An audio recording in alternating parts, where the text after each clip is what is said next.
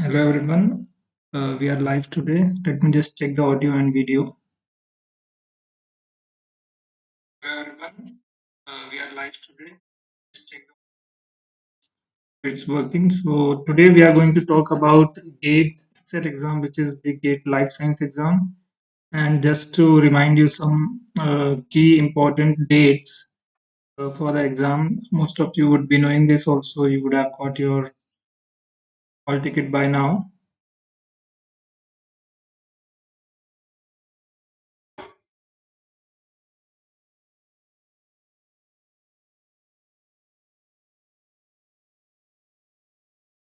We'll begin in a moment. Let's wait for a minute, couple of minutes for people to join.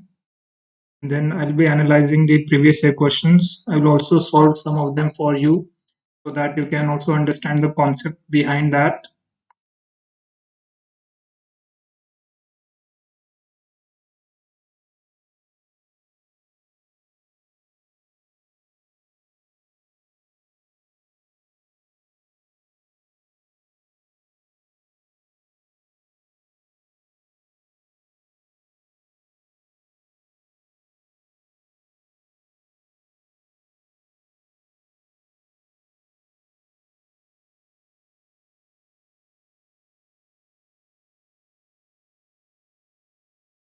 Okay, so let's get started. So this is regarding the dates of GATE exam, which is going to be conducted in the next month in February. On these dates, you must have received the notification and you would have also downloaded the uh, admit card or the hall ticket. GATE is conducted in all these different biological domains. So today we are going to look at the previous year questions from GATE Life Sciences as demanded by some of you, and majorly we'll be focusing on the microbiology and biochemistry section in that. But I will also talk about some other domains within that so that you get an idea of how to approach the biological subject in all.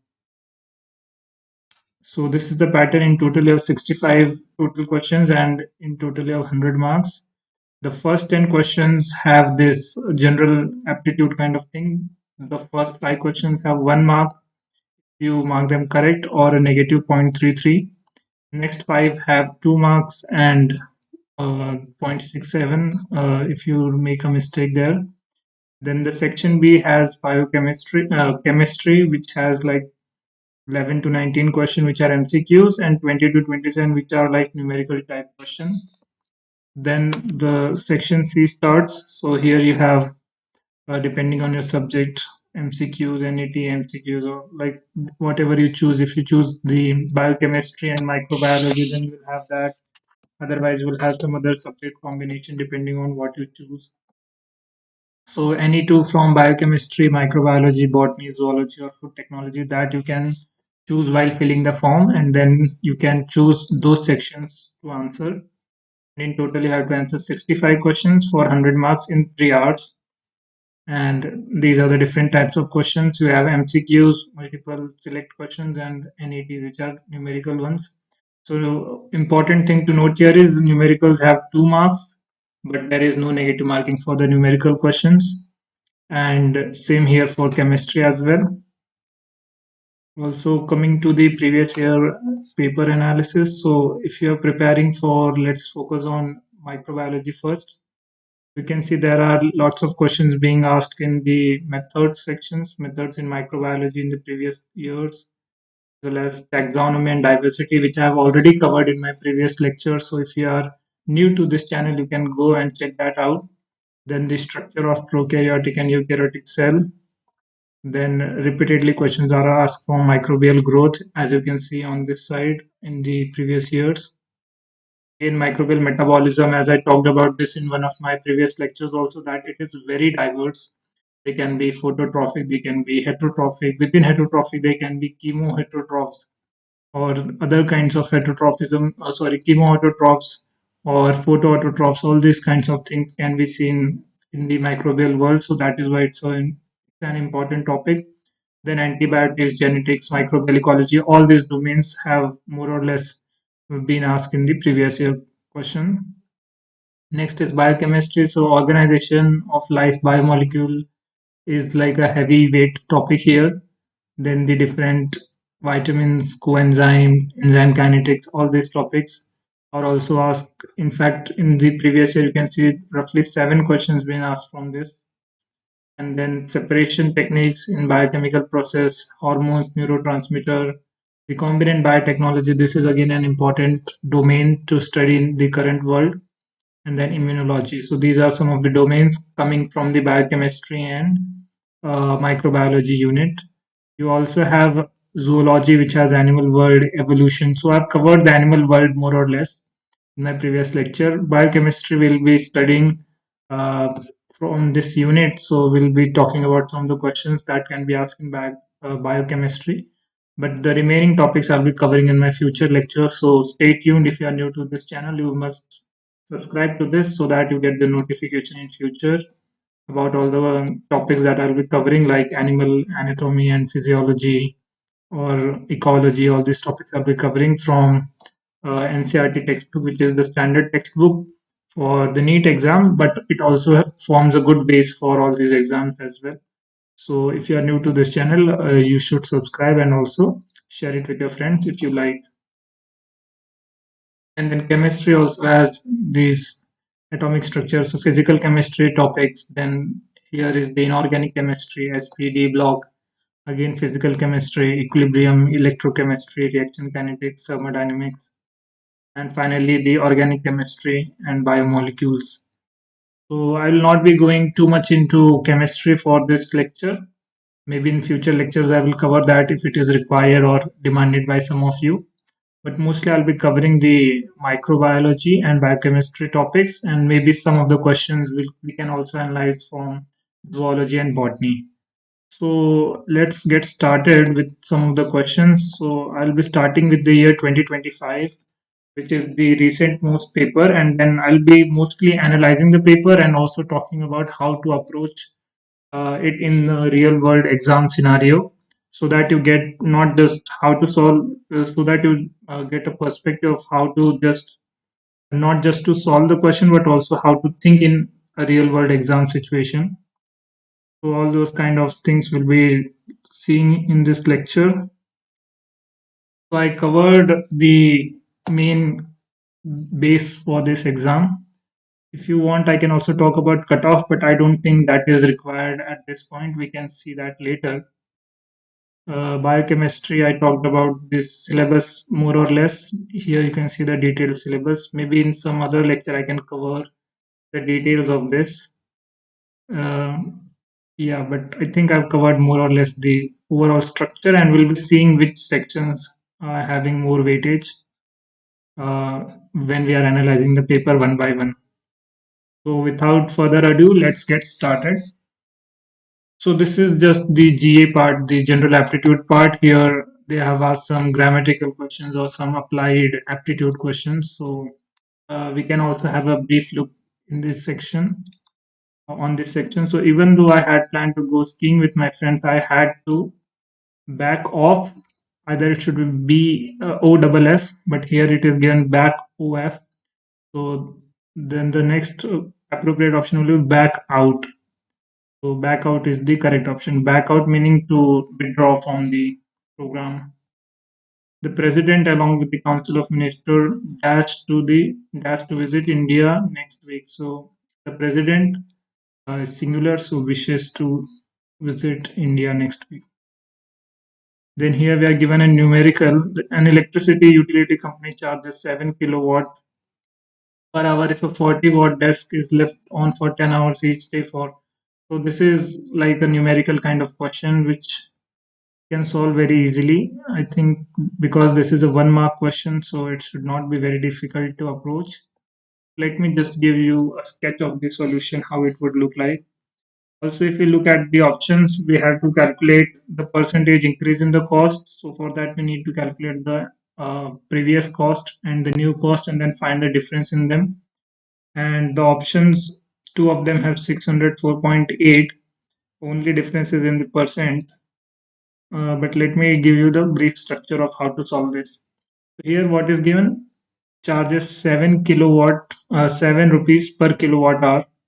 40-watt desk light is left on for 10 hours. For each night, 180 days, what would be the cost of energy consumption? So first we need to calculate this. We have 40 watt for how many hours? So 10 hours. And for how many days? So we have 180 days. Right. What would be the cost of energy consumption? So we can see that this is how many times? 400 watt hour, or we can write this as zero point 0.4 kilowatt hour, just to get this in this terms, in the terms that is given to us. So we now have 0 0.4 kilowatt hour consumption per night. And how many nights are we using it for? 180 nights. So this will be 180 times 0 0.4, and the cost for each kilowatt hour is 7 rupees per kilowatt hour. So these units will be cancelled out and we'll get zero point 0.4 times 180 times 7. So 7 fours are 28, like 2.8 times 180. So this will be 28 times 18. So this will be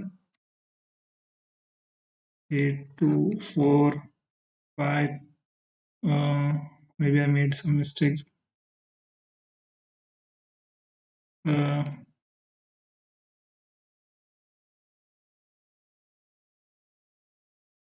yeah, so this will be 8 8s are 64, will be 6. 16 plus 6 will be 24. No, 22. 22, then 8, and this will be 2, 4, 10, and this will be 5. Only one option has 504, so this should be the correct one, 504. We also don't have to calculate the change here then. And we can see this is the correct one. So very easy one. You don't have to calculate the second part of the question. So that is the level of questions being asked in GATE.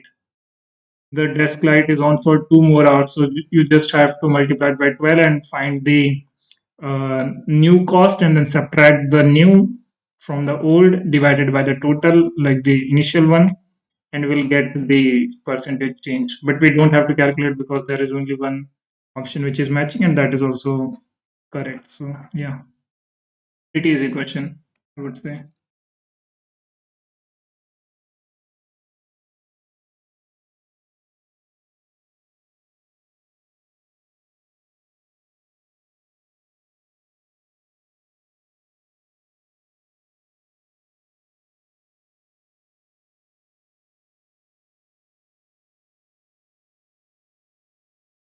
I'm just checking if what I'm writing is visible to all of you, just in case it is being covered by the banner or not. I think it is visible, so I can move ahead here. So this is what, in the context of the given figure, correctly represent the entries blocks labeled 1, 2, 3, 4. So we have to find if N21 H12 is given, then NUF, what should be 1, what should be all these letters. So probably in this kind of question, what you can check is the value of N, which is in the alphabetical order. If you look at this, from if A is 1, B is 2, like that, if you go up to Z, which is 26, you can find the value of N corresponding number, and then you have to add all these. Same for H, you can find the corresponding value, and then you can add and see if it is consistent across all the rows or columns. So some of these patterns emerge. So I'm not solving this, but just to tell you how these questions are approached. You can solve this, but it will take more time to complete the entire paper. So that's why I'm just telling you how to approach these questions. Next one is a bag contains violet, yellow, red, all these things, counting them. Sum of yellow and twice the number of violet ball is 50. So what we should do here is we can just write all these variables. Y plus 2 times V equals to 50. So in the pie chart, we have to find this thing violet plus green, V plus G equals to again 50, Y plus R equals to 50, and violet plus 2 times R equals to 50. So we just need to, instead of solving all these equations, what we can do is we can just check from the options and see if any of the options is matching or not. So what we need is Y plus R is 50. So where it is matching, Y plus R is 50 here, right? V plus G should be 50. V plus G is 50 again, right?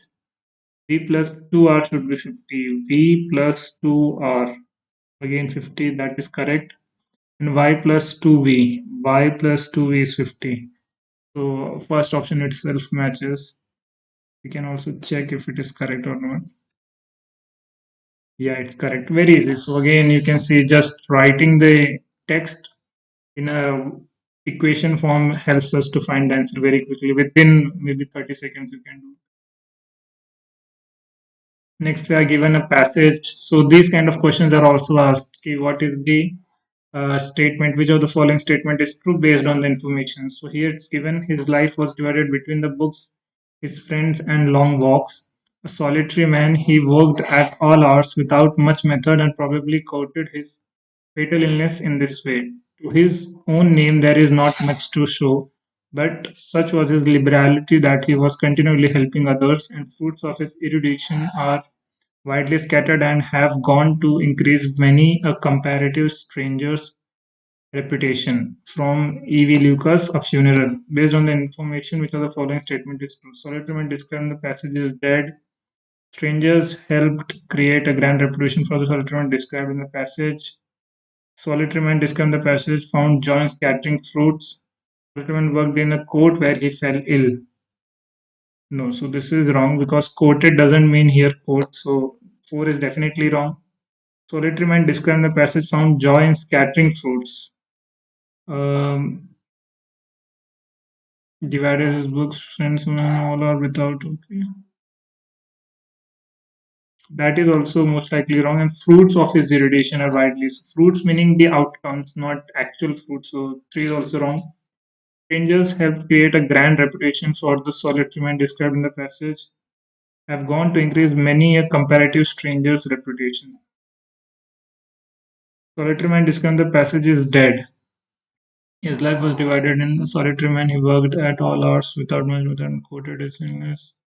Fatal illness in this way. Yeah, so this is the most likely correct answer because he's already dead. It's described here. Probably quoted his fatal illness. Fatal meaning dead. Illness. So some illness took away his life. So that is why he's probably dead in the passage. The person, whoever we are talking about here, and help create a grand reputation for the solitary man. That is also not correct. Have gone to increase many comparative strangers' reputation. So his work has gone on to increase people's reputation, but not that the people increased his reputation. So all these kind of easy questions you can see for the clock shown in this. 0 star equals to this thing, X star is this thing, which of the following is the most appropriate P star. So 0 star starts with 0, X star starts with X, then P star should start with P. Then we have to find, I think this is O, most likely there is some typo. So from O to Q, how many letters we are jumping front and back like that. Again, similar to the question I described earlier, find the corresponding number for all the letters and see how much the jump is. So this will be 26. Find where is O, what is the corresponding number, X, what is the corresponding number, which is 24. Y will be 25. Like that, you can write all the letters and see how much jump is happening between the consecutive letters and then see what should be the correct pattern here. Again, I'm not solving this because these are pretty standard questions and can be solved easily.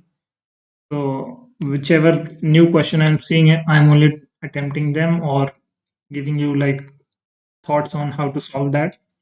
Consider a 5-digit number PQRST that has distinct digit and satisfy the following condition. If the integer 1 through 5 are used to construct such a number, the value of P is.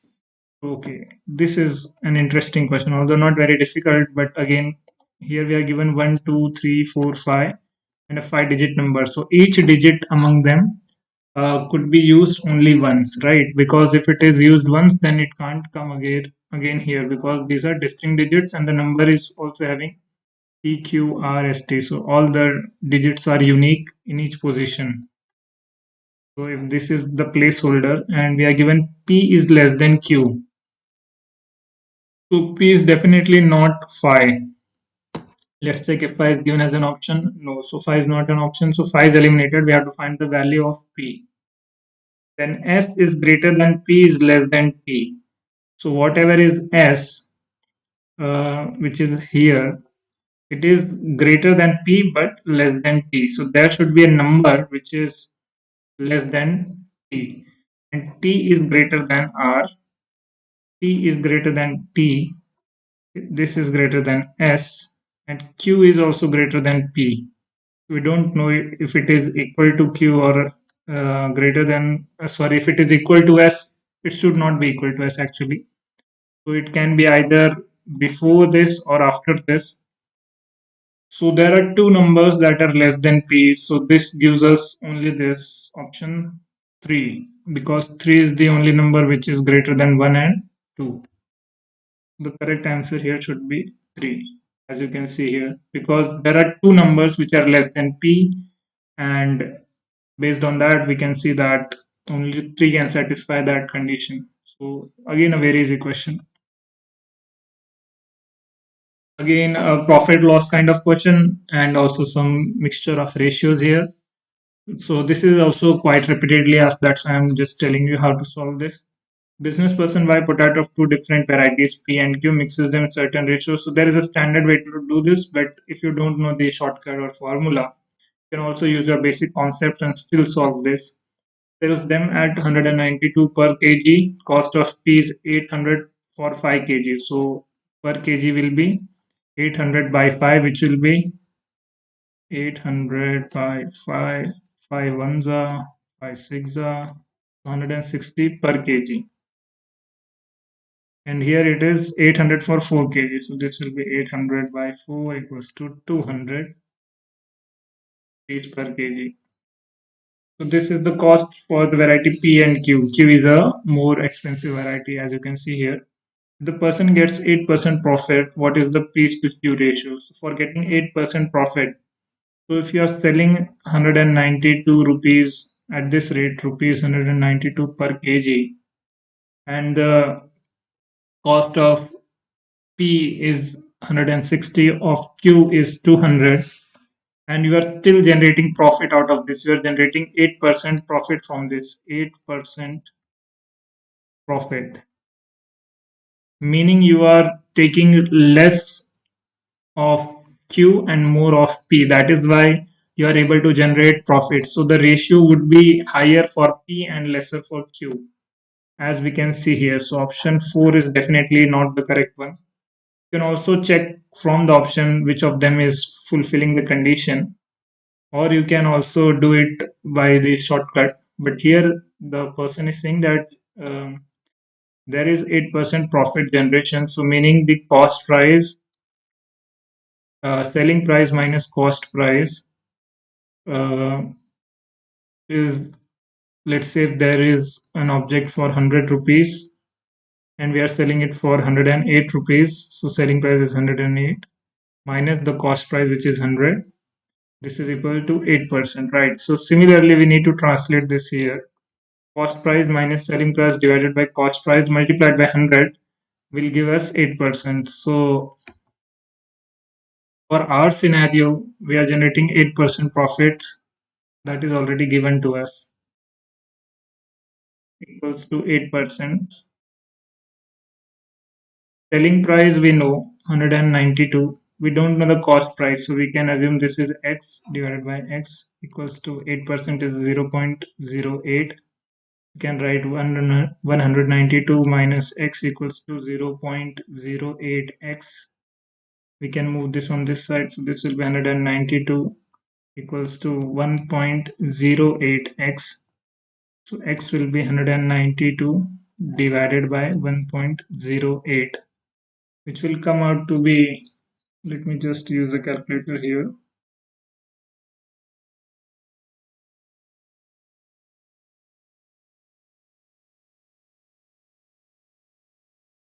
192 divided by 1.08 is 177.7 rupees. So this is what the cost comes out to be for the person who is selling, the businessman. Now we have to find which of these ratios will satisfy this cost. So if 160 rupees is there, and if we take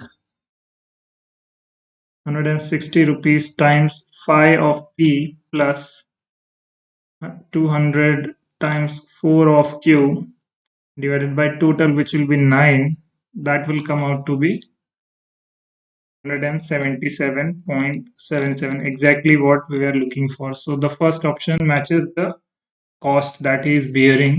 If he takes the five portions of P for 4 portions of Q, then his cost price will come out to be 177, and in that case only he can generate the profit of 8%. So here the correct answer would be uh, option A. So very easy to solve. If you don't know the concept, then it will be very difficult. But even if you don't know the shortcut, you can solve it using the basic concepts here. So let's check. Yeah, A is correct here. Again, these kind of questions are also quite common where you need to find the minimum possible length. So in that case, you can find the perpendicular distance. So three villages are connected in such a way that PQ is this much, QR, and so here some kind of right angle triangle is formed. Minimum possible length of this connecting road. So what road? It is proposed to connect P to this road QR. So that will be the perpendicular. What is the minimum? So it's very easy. You can use your basic geometry information. I think it's not visible. Let me choose some other color. Yeah. So this will be a perpendicular here. We need to find this side where again this is 15, this is 13, this is 14. So you can use the property of uh, so 13, 14, and 15. If we check,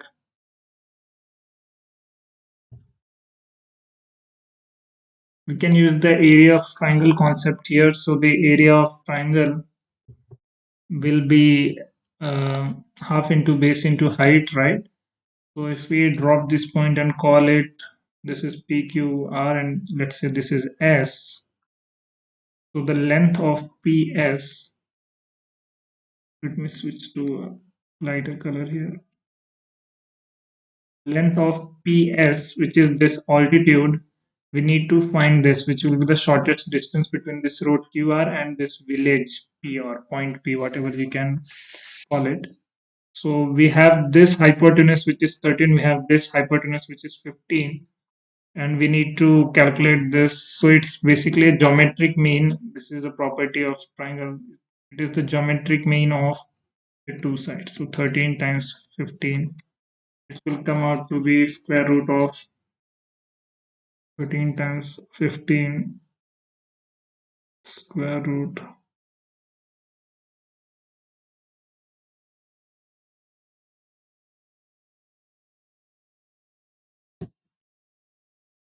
Uh, no, actually, this is for the right angle triangle, not for any triangle. So we can't use this property exactly. But still, we draw this perpendicular here, which we need to calculate and call it S. Now we need to find this distance. We have this, we have this, we have to complete this. So QS plus SR equals to 14. This from this geometry. We have PQ 13, PR is 15. And we can use the Pythagoras theorem 2 times, I guess, so that we can calculate the total distance. But that will be a very lengthy way. Like we can use our basic principles and solve this, and thinking of a faster way to solve this. So let's just use the Pythagoras first and see how to get the answer. So PQ square will be PS square plus QS square. This is from this triangle. Next we can write PR square will be again PS square plus SR square, and we have QS square plus SR square plus 2 times QS times SR equals to square of 14. 14 square. Squaring both sides, we can write this. So now we have PQ square, which is 13 square.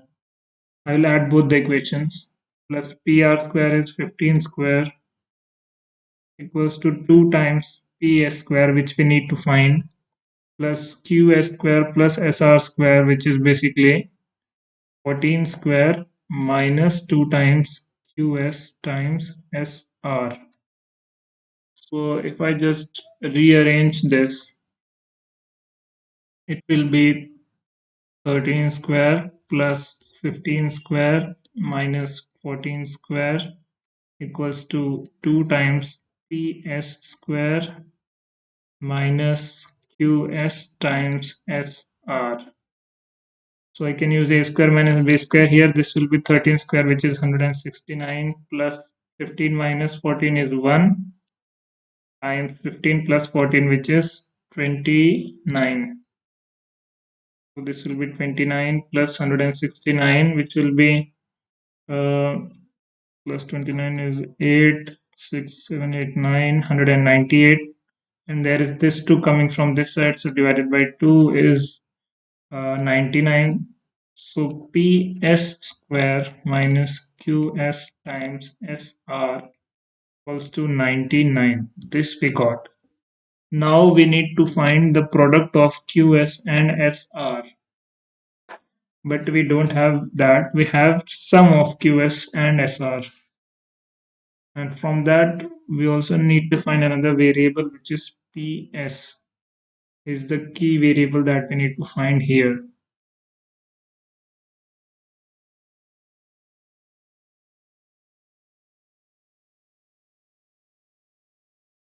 So what else we can get from the equation? Can we write PS as the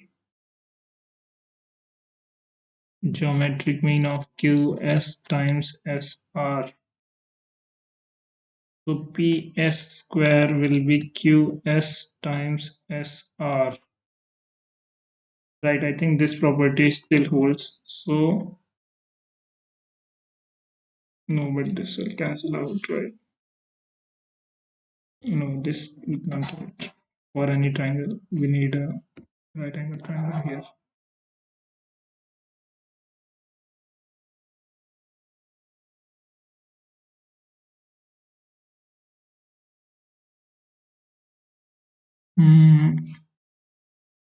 Can we use the property of area of triangle is space into height? So this is the base, this is the base, and this is the height. So area here will be half into base into height. Half into base is 14 times height is PS, we don't know, equals to, can I assume this is base into height, half into 13 times 15, half cancelled, 13 times 15 divided by 14.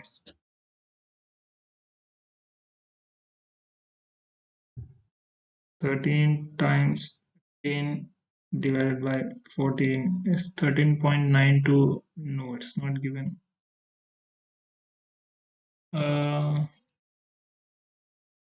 What else can we do here? This will anyway not hold because this is not given as a right angle. So that is why this will not hold.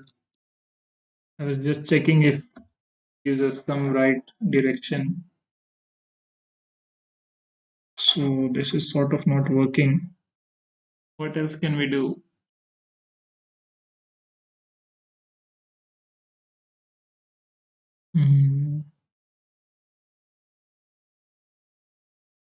So we have this thing finally. So PS will be square root of, let's say this is 100, so this will be more than 100 ps square will be more than 10. Whatever is the product of qs times sr. What is the ratio of qs to sr? We don't know that, so we can't also find the product in this way. We have qs plus sr, which is 14. But what is qs times sr? We don't know that. ps will be 99 plus this thing, which is definitely going to be greater than 10, because whatever this is, this will be greater than 1, and the square root of that will be greater than 10. But all the options here are greater than 10. 10.5, 11, 12, 12.5. Hmm.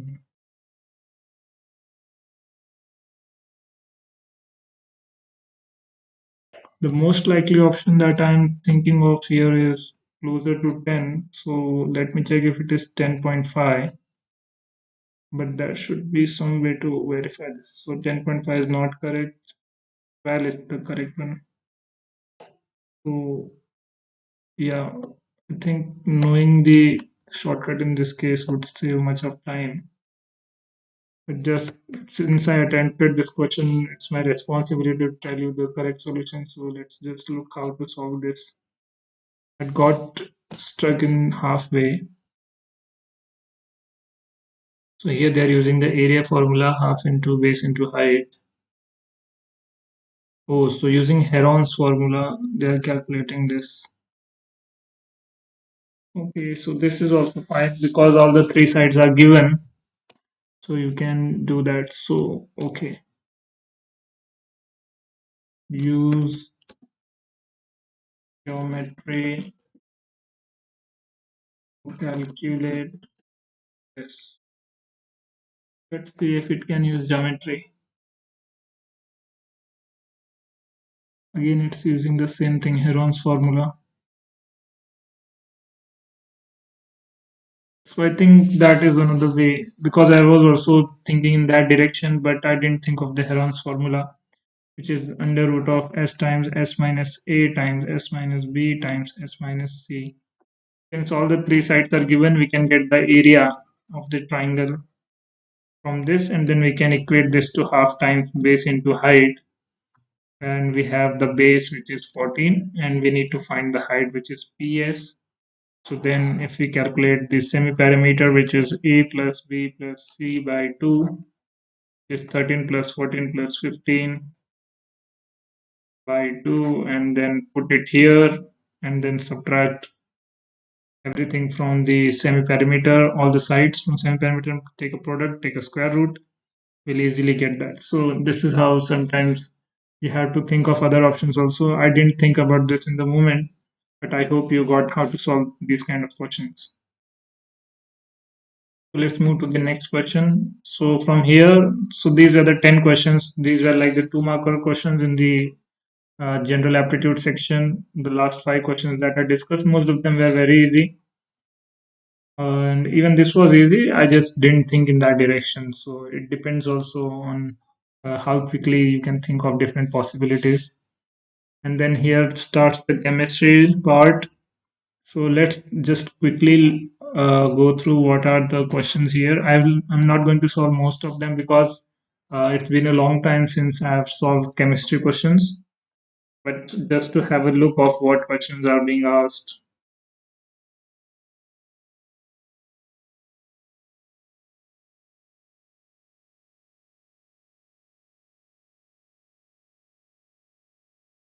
Yeah, someone has a question.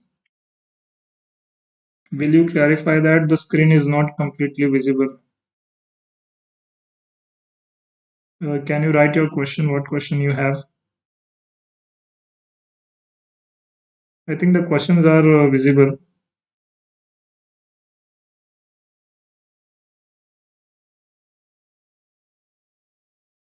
Anyway, I'll check in some time after solving some of the questions. In that time, if you have any question, you can write that. So maybe in 5 minutes, I will check if there are any more questions. So here the question that we are asked is the rate of solvolysis. Solvolysis meaning if there is present of water, how quickly it can generate the ions. So in water following tertiary halides in 80% aqueous ethanol, whatever follows the order. So whichever will form stable cation or the stable carbocation, that will be more that will have a faster rate of solvolysis. So here you can see one, two, three, one, two, three. This is again a tertiary. This is also tertiary, but the issue here is this is on a bridge carbon. So this you might have studied on bridge carbon. The cations are not very stable, but here this is a tertiary cation of the alkyl chain. So my idea will be that first will be more stable. Then the next one is forming one, two, three, four, five, six-membered ring. This is forming one, two, three, four, five. So six-membered rings are generally more stable, I guess. So this should be the order. Let's just check here. So this is the correct way because five-membered ring will be more strain, and the cation on that will also lead to ring rearrangement, breaking of the ring, and then rearrangement of that. So that is used in some of the reactions. That is not like a bad thing. That is the property of this kind of cyclic compounds. The most stable will be the first one. Next question is asking about correct order of the boiling points of the hydrogen halides. So whichever will have more hydrogen bonding, that will have. And also two factors you should know: hydrogen bonding, which is seen mostly in electronegative compounds, electronegative atom containing compounds, electronegative atom containing compounds. For example, fluorine, oxygen, nitrogen, all these atoms can form good hydrogen bonding network. So HF will definitely have a good hydrogen bonding network. And that is why it will have highest boiling point. Then also we should consider the molecular weight of the compound. Molecular weight. So here iodine has the highest molecular weight, then bromine, then chlorine, then chlorine. So I think the order here should be HI should come after the HBr, and HCl is usually gaseous. So the order here should be, according to my understanding, this one. Yeah. So this is correct. HF has is an exception in this order, although it has low molecular weight because of an extensive hydrogen bonding network. It has the highest boiling point, and after that, the molecular weight takes over. So HI, then HBr, then HCl is the correct order. Bond order of N2 minus species. So N2 has a bond order of 3. You add 2 more electrons to the anti-bonding one. So N2 2 minus will have one less bond. So this will have 2 bond order. Let me just check because it's been a long time. I am not very sure, but yeah, very easy question. Next question that they are asking is standard enthalpy of this is this, and delta H for this is this much. Value for delta H formation for H2O is. So again, these are very basic questions, I would say, from thermodynamics based on Hess's law, and add the energies here.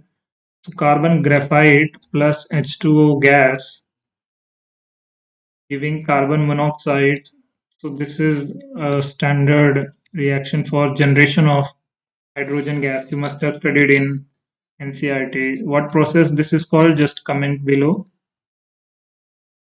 So this reaction has a name also. Should I just show you the name so that you can also know? Although the name will not be asked directly, but syngas reaction. See, this is the syngas or synthesis gas, in which the main reaction includes steam for reforming, which converts methane also for methane. Yeah, here. carbon plus water giving carbon monoxide plus hydrogen. So this is the reaction. Syngas or coal gasification it is also called as coal gasification because you are using carbon, which is the graphite form, and then you are using steam on that very high temperature to generate carbon monoxide and hydrogen. So this can also be converted to methanol, and all the other steps are there. But I just wanted to tell you that this is called syngas and it's used for production of hydrogen and all these things. You must have studied in the chapter on hydrogen. So let's get back to the question. That was not the important part or not relevant for the question, but just an extra bit of information.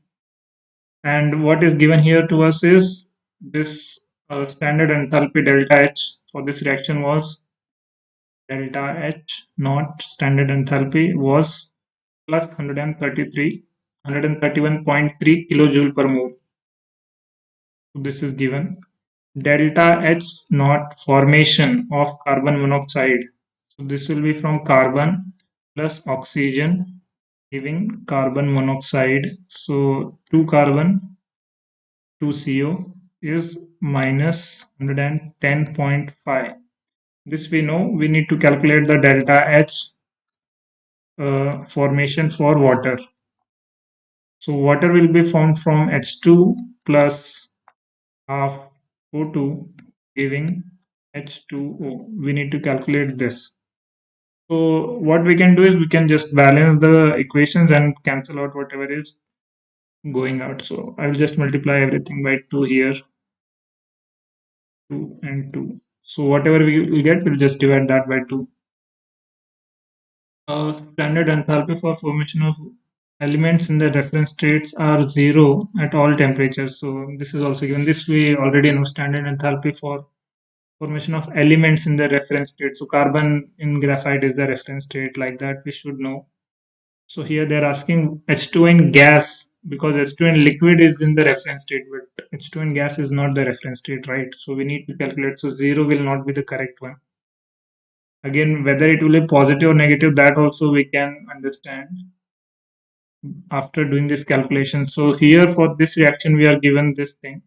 If we reverse this reaction, this will become plus 110 and then we can add. So this will be carbon plus H2O gas, all that I'm not writing every time. We can just understand that. If we reverse this equation, this will be 2 times CO. Everything will be reversed. So this will be 2C plus O2. So this will become plus 110.5. Multiply this equation by 2.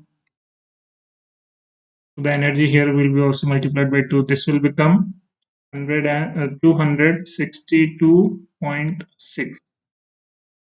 And if I add both of them, what I'll get is 2C will cancel 2C, 2C will cancel 2C. We get 2H2O from 2H2 plus O2. And this will be addition of both will be 1, here 3, 7, 3. This is the energy that we get from 2H2O to this way, but we need to reverse this. So this will be H2H2 plus O2 giving 2H2O, which will be minus 373.1. Now, if I do half of this, this will be H2 plus half of O2 giving H2O. This will be minus 373.1 by 2.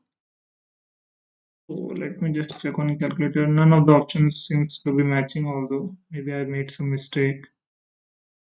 3.1 divided by 2, 186. No, so none of the options are matching. But one thing we can see that this is coming out to be negative. So most likely this should be the answer, although the values are not matching.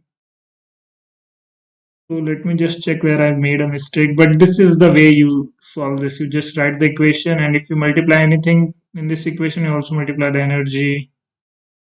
Uh, mm, no, sorry, you don't multiply the energy. The mistake I made here. Yeah. Energy will not change.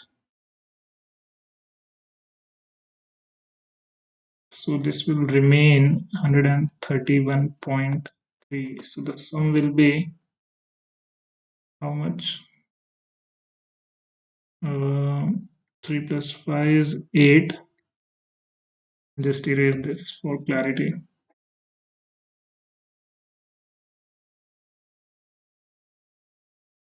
I think I got where I made the mistake.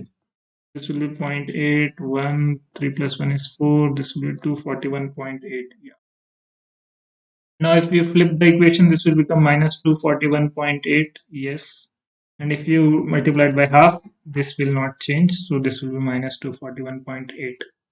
So that is how you can get the answer very easily. Like you don't have to write everything. You can just quickly see the equation and just flip the sign of the energies and calculate what is required. So this was a very easy question, like in chemistry again. The previous ones were more easy, but even this is not very difficult. So here the question is asked from the Arrhenius equation. So we should know what is Arrhenius equation. This is simply uh, K equals to A into E raised to minus EA over R. Capital T is the temperature, E is the activation energy, A is the Arrhenius factor, A is the rate constant. So what we are going to plot here, ln K against 1 by temperature straight line, which is with a pre-exponential factor. Arrhenius factor is also called pre-exponential factor because it is before the exponent. Activation energy, blah blah blah. And the correct option regarding the plot is, so again, very simple. Take ln on both sides. This will be ln K equals to ln A minus EA over RT, because ln of E raised to something will be that thing only, right? So we are asked to plot ln K versus 1 by T. So ln K, if we compare this as y equals to C plus mx, x is 1 by T. So this will be ln A is your C plus minus EA over R is your m slope multiplied by 1 by T is your x variable. So here we are asked, this is ln plot, so there is no requirement of 2.303 here. So question asks us to identify the intercept on y-axis is ln A, that is correct. So these two options are wrong because they're saying A is the intercept. So among these two we have to identify. Slope is minus E over R, that is also correct because we are not converting it to log. If we were converting it to log, then there will be this factor of divided by 2.303. Since we are not converting it to log to the base 10, we don't have to add this factor of 2.303 yet. So it's very easy. Like most of the people will solve this within 10 seconds without writing the equation because this is very standard.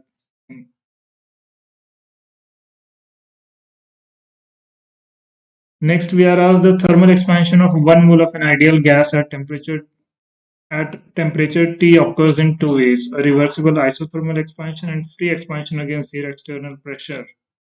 So then, what is the correct value for path 1 and path 2 for delta U, Q, and W? So if it is a reversible isothermal expansion, meaning there is no change in temperature, so what we can say that the work done in that case, so delta U will be 0 in that case, no change in internal energy because the temperature is same. So that is given in all the options. Now it is expansion, so the gas is expanding, so it is doing work, meaning the work done will be positive, but it is doing it at the expense of its energy. So sorry, not internal energy, but it will lose the heat. Q will be negative and work done will be positive. Next is free expansion against zero external pressure. Again, because it is free expansion against zero external pressure, the internal energy will decrease because it is doing it at the cost of the internal energy. So I think this or this, no, both are incorrect. Let me see then what I did mistake. So delta U is 0 here also. Oh, so it's zero external pressure, meaning work done will be zero, and Q is also zero. And because it is free expansion, the internal energy change is also zero. Okay, so that was the concept. In chemistry, maybe the convention is opposite. So Q is increasing here and W is decreasing. In physics, it's opposite. So maybe I confused it with that. But otherwise, very easy. Like we can do it in 10 seconds if you know the concept here. Now, what we are asking here, the hybridization of these things. So very easy again. We don't have to even solve this. Most of the things are pretty standard. So CO2, we know the structure here. So definitely not sp3d because it doesn't have the sp3d orbitals itself. CO2 will be sp hybridized, right? So for with A, there are two options, either this or this. Next is I3 minus. So this, you know, the structure is linear. I3 minus, and so iodine has total 7 electrons plus there is minus, so 8 electrons. So one lone pair, two lone pair, three lone pair. This you should be knowing. So I think I3 minus will be sp3d. Total 1, 2, 3, 4, 5. Right. So I will be option first will be option D. Again, both have that. BF3. So boron, tetrafluoride. F F F 1, 2, 3. So this will be sp2. PCl3. PCl3. Cl Cl Cl and one lone pair. So this is tetrahedron kind of thing. This is sp3. So 2 will be C, 3 will be B. So option 1 I think should be correct here. Yeah, very easy. Let's go to the next one. Again, similar to the previous one, here they are asking half-life expression. So we know for first order ln 2 divided by k is for the first order. This which we know by standard, like radioactive decay and all the bacterial growth curve, all this kind of thing are usually first order, and this equation we use there. So ln 2 by kr is first order, so 2 for p. It's given in all the option except for this. Then for the second order and zeroth order we know it's a naught by 2kr if I'm not wrong. So zeroth order should be q. First will be q. Is given in these two options. And for the second order, the concentration comes in the denominator, that is correct, but whether it is 2kr by I think it's 1 by kr as far as I've studied. So 3 4 r, I think it should be option 2. Yeah, this is option 2. So these are standard formulae which we derive like from the equation. If you know the equation, let's say a at time t equals to a0 minus at, you can just rearrange this. So half will be a naught by 2 minus a naught equals to k t half. So this will be a naught by 2k equals to t half, which is basically what I wrote here. This is for the zeroth order reaction. Similarly, for the second order reaction, you can write the equation and just put the a at time t as a naught by 2, and you can again get the expression as 1 by k times a. So that k times a naught, the initial concentration. That is how you derive, and these are pretty standard. Like you don't have to derive there in the exam. Next question. Zinc is essential for the function of. So zinc is required in carboxypeptidase. This is again standard chlorophyll A has magnesium, iron, Mg2 plus. Myoglobin is usually iron. Vitamin B12 is cyanocobalamin, so it has cobalt. All these ions you should know in enzymes. Next one. Until now, it's very easy. Like I didn't find any of the questions to be very difficult. Following molecule capture carbon dioxide in the C4 cycle. So it's phosphenol pyruvate. PEP. We know the enzyme also peptidase. I'm not writing too many things because I have to erase all the things every time. I'm just writing wherever it is important. Otherwise, I'm verbally telling you the explanation. RUBP is required in the C3 cycle. Although here also Rubisco will come, but in the second stage, not in the initial stage. So in the mesophyll cells, the Rubisco will play a role. In the bundle sheath cells, the peptidase will do the first step of fixation. Biomolecule based on hydrodynamic volume. So this is size exclusion chromatography. So the larger particles will flow through first, and then the smaller particles will have a longer time to go through the different beats, and then they will come out later. Sir, is my gate will clear or not because I have only completed 6 subjects and I am in my final year? Sir, please clear the doubt. Okay. So I'm not sure how much you have covered and what is your level of understanding. So it's very difficult to speak from here whether you will be able to clear or not. But if you're confident and you have a clear understanding of whatever you have covered, then you can solve the questions in the real exam also. So that's what I'm trying to do here. I'm trying to emulate the exam condition, and one by one, I'm trying to help you understand how to solve the question. So I hope that will be useful for you. Whatever topics you have covered, just be very thorough with them so that if a question comes from that topic, you are able to solve it correctly without making any mistakes. So for the topics that you know, you should have 100% accuracy. And for the topics that you don't know, you can give some room for like flexibility for experimentation there, but don't make negative marking mistakes in that section. So yeah, although I haven't studied chemistry for a long time, but I was able to solve all the questions here because of good understanding of that in my previous uh, like classes. So that's how you build the concept so that you can remember it for your life. And if you're studied in such a way, then you can easily solve whatever question comes in the exam. Yeah, so next question. Restriction in English is a blunt cutter. So this is eco RV.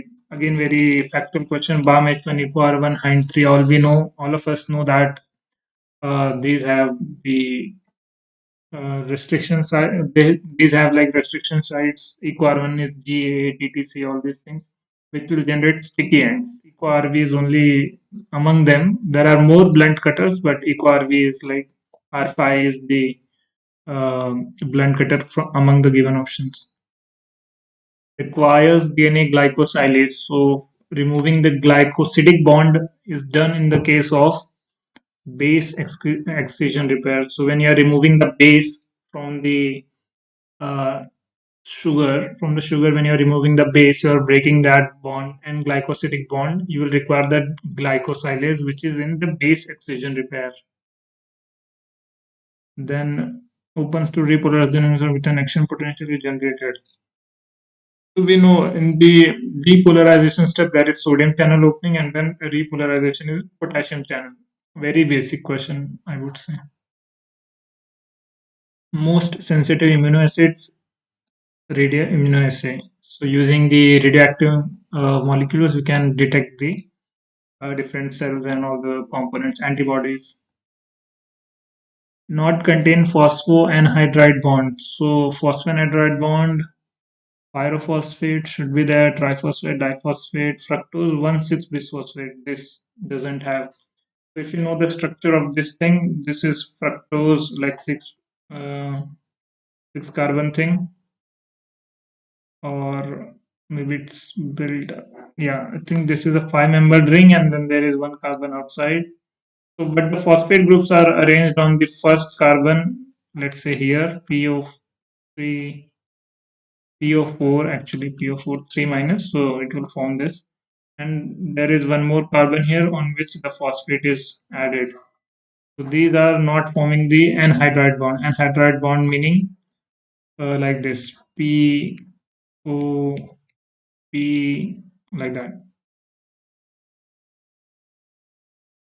This bond is not present in the fructose 1,6 bisphosphate. For the others like triphosphate, diphosphate, this phosphoanhydride bond is present. So that is why this is an exception from the given options. Next question is asking us enzyme follow cyclic competitive inhibitor. So competitive inhibitor will compete with the substrate, so it will decrease the V. It will not affect the Vmax, but it will increase the Km. This one very easy. Foster energy threat does not depend on, so relative orientation of donor and acceptor, quantum yield of acceptor, distance between donor and acceptor, overlap between donor. I think orientation is one of overlap distance person's quantum yield of acceptor. This I need to check because I'm not sure if this is the correct answer. Maybe I'm wrong here, but yeah, it's better to check.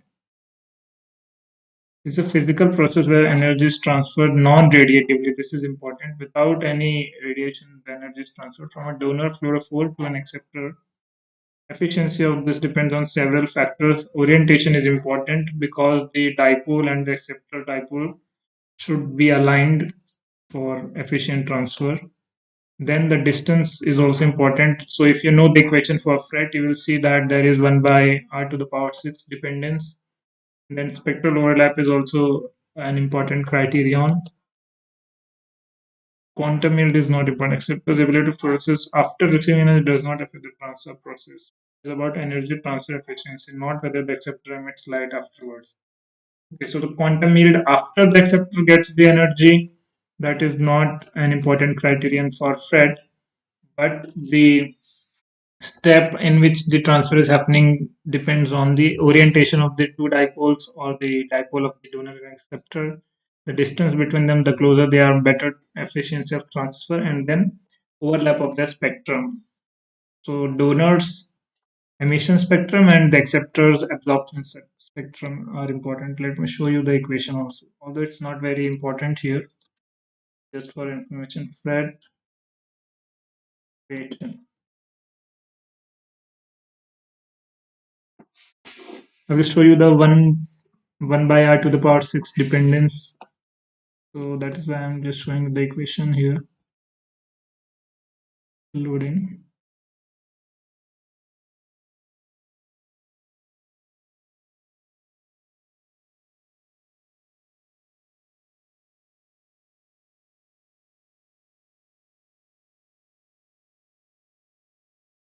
Yeah, so this is the equation.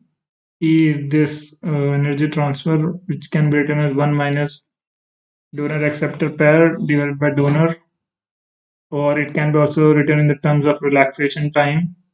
So this is R naught to the power 6 divided by R naught to the power 6 plus R to the power 6. R naught is the Foster distance for 50% transfer efficiency, and R is the actual distance between the donor and acceptor.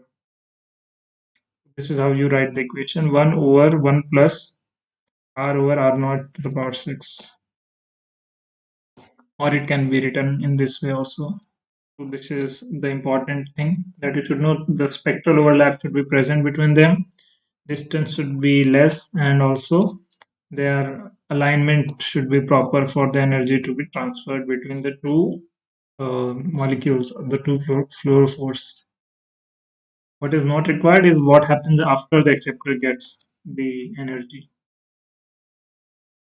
Phospholipid vesicle prepared from this based on the information. Diluted vesicle will develop a membrane potential. There is a potassium concentrated across the vesicular membrane, which is correct. Okay. Phospholipid vesicle is prepared in 50 millimolar KCl where diluted in water. So if the vesicles are formed in the vesicle, there will be, if the vesicles are formed in the potassium chloride, there will be higher concentration of potassium chloride which is encapsulated inside this and then water will have lower concentration. We develop membrane potential, most likely yes.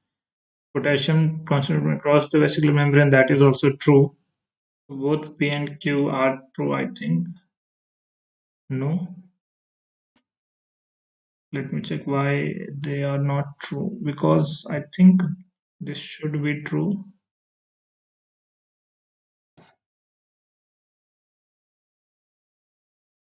Inside the vesicle, there is still yes. Outside the vesicle now is mostly water. So there is a potassium concentration difference. That is correct. Membrane arise potential ions can move across them. Phospholates are impermeable to ion unless okay. So there should be some ion channel present which can help in the generation of the membrane potential. Without the movement of ions, the membrane potential will not be developed. So P is false, but Q is true because there is this difference in the concentration of potassium. So this is important to remember that membrane potential arises if ions can move across the membrane, but phospholipid bilayers are impermeable to ions unless there are ion channels. And the question doesn't mention about anything about ion channels, so there will be no membrane potential.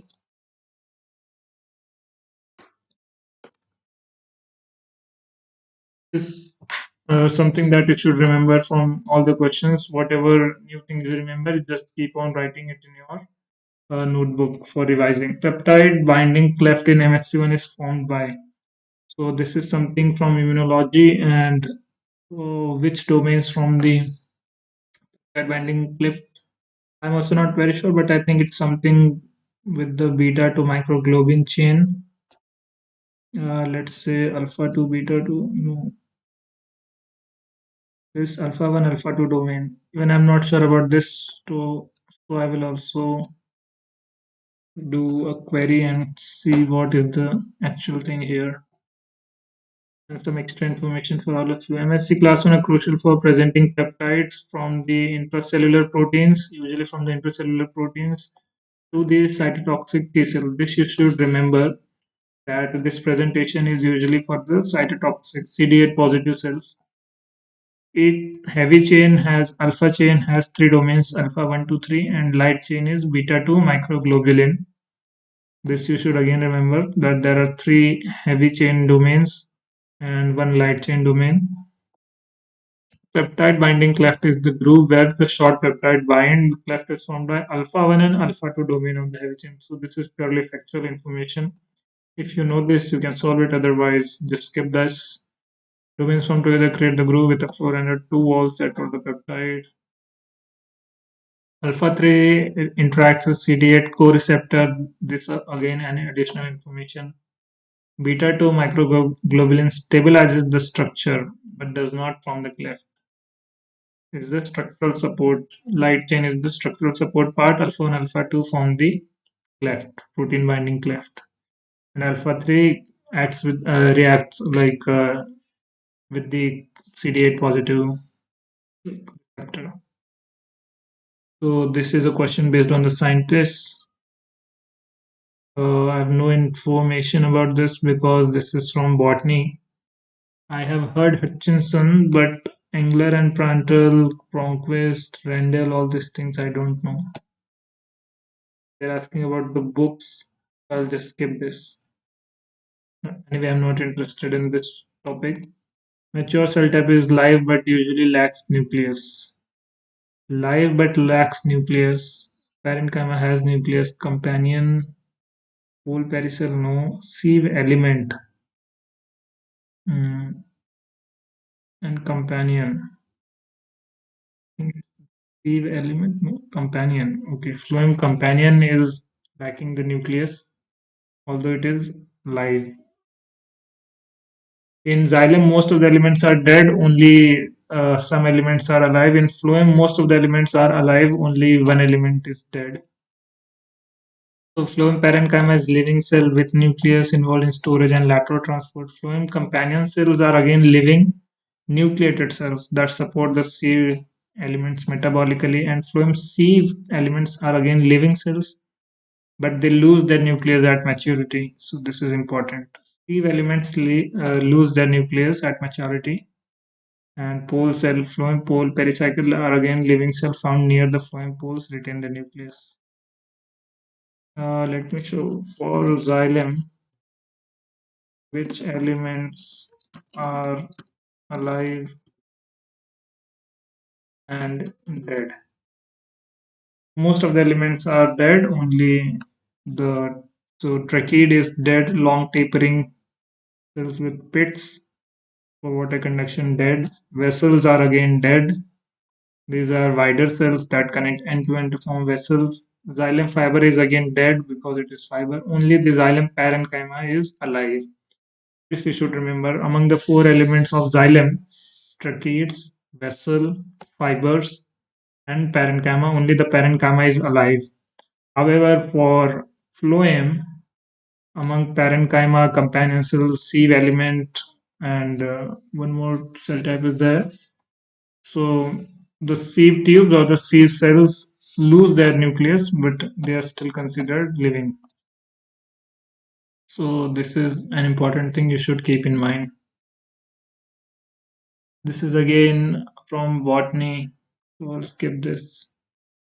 Plant, Nepenthes, carnivorous plant. Okay.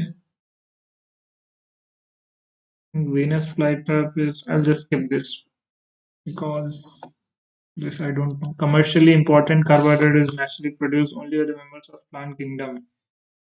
Only by the members of plant kingdom. So chitin is produced by fungus. Starch. If you have cellulose, I think cellulose can be produced by plants. Yeah, that is correct. Pectin. I'm not sure. Pectin, cellulose, pectin. Let me just check what are the other uh, producers of these polymers. This is interesting. So cellulose is the structural polysaccharide in plant wall.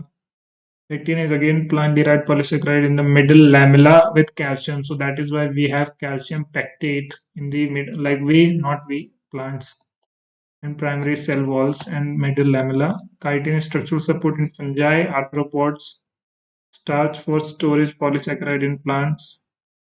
Cellulose is exclusively produced by plants, though some bacteria can synthesize cellulose-like material. Pectin is also plant-specific but not as universally commercial. Chitin is produced by fungi and animals, this I already told. And starch is produced by plants, but glycogen functional equivalent is produced in animals. So here it is saying cellulose is the important one because it is commercially available and most abundant organic polymer. But the answer key says pectin. Maybe because cellulose can be also produced by some bacteria, so that's why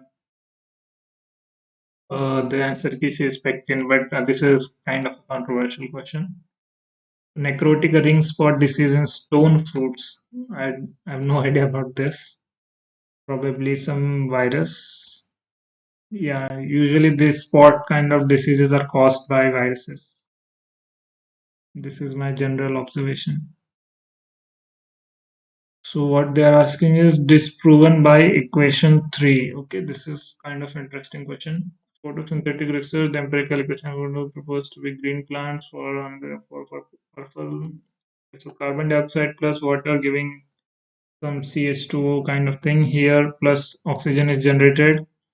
Here H2S is used, so sulfur is generated, and here H2A, some other compound A element is used, generalized electron donor. So 2A is generated here. Which of the following statement is disproven by equation 3? Source of oxygen produced in synthesis photosynthesis green plant is CO2. So if the source of oxygen produced in photosynthesis was coming from carbon dioxide, then the carbon dioxide will also come here, right? Because carbon dioxide is here. So the carbon dioxide is still giving the oxygen, but we are not getting oxygen here.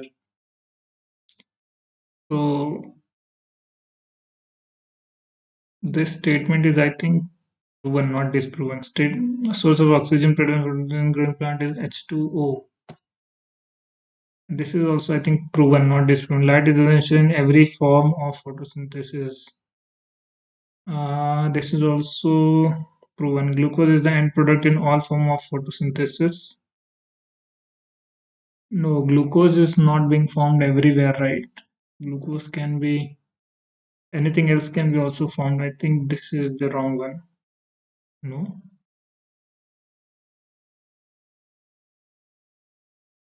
This is interesting. Following this proven by equation 3, the source of oxygen produced in photosynthesis and green plant is carbon dioxide. Not carbon dioxide, it's coming from water because here H2O is there. By the splitting of water, we get oxygen. Splitting of sulfur, we are getting sulfur. Splitting of this, we are getting 2A, whatever that is. Source of oxygen produced in photosynthetic green plant is carbon dioxide. No, that is false.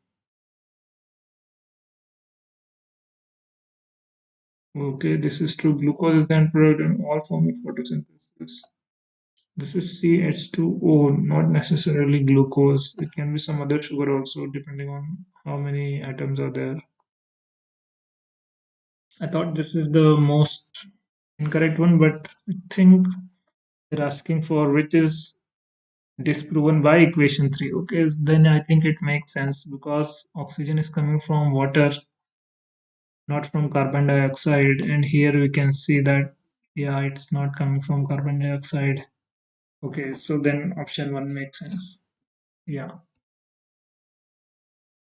Diploid plant where the cells in the epidermis always divide in anticlinal orientation. If one such cell with the central zone SAMs continuously become tetraploid at the seedling stage, the following cellular arrangement would most likely observed in the meristem examined in the adult stage. Interesting. Diploid plant meaning 2N condition. Cells in the epidermis, which is the outermost layer, divide in the anticlinal orientation. I hope all of us know what is anticlinal and periclinal division. One such cell within the central zone of the SAM spontaneously becomes tetraploid at the seedling stage. So the following cellular arrangement would be most likely observed in the meristem as examined stage. In the epidermis, all cells in the entire SAM, tetraploids in the entire SAM diploid. So this cell is dividing in anticlinal orientation. I'm not very sure with how this will proceed. Let me just check this question. Meanwhile, I'll also see if there are any queries in the comment section.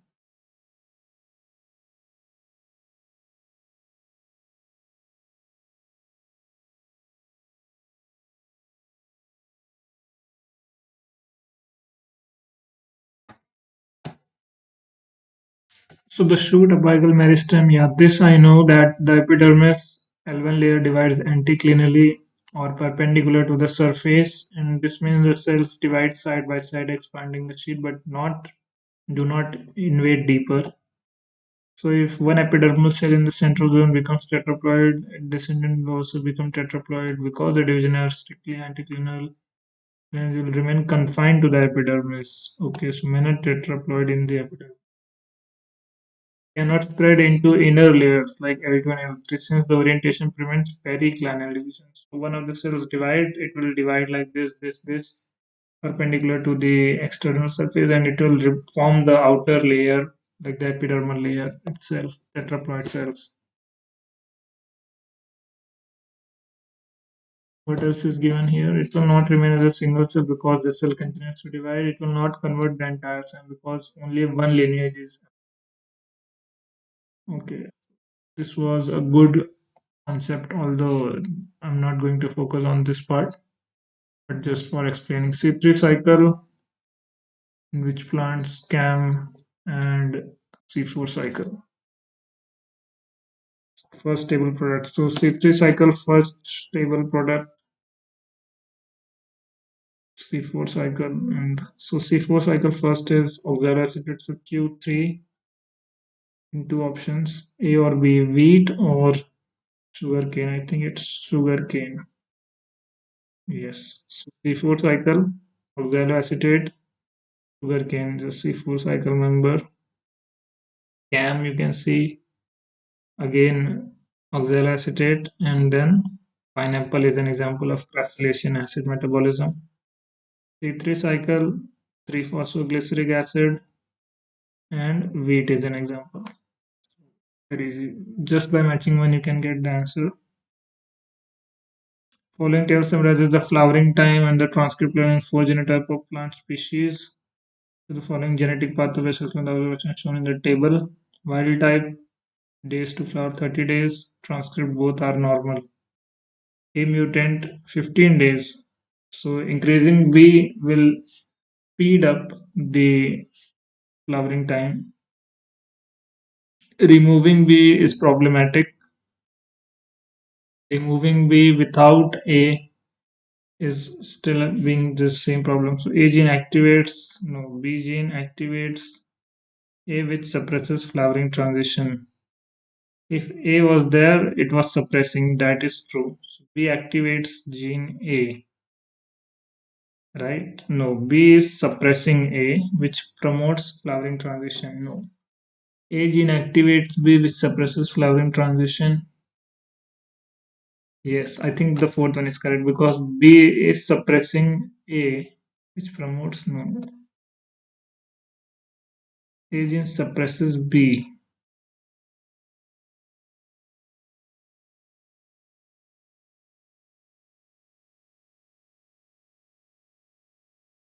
A gene suppresses B. If A is suppressing B,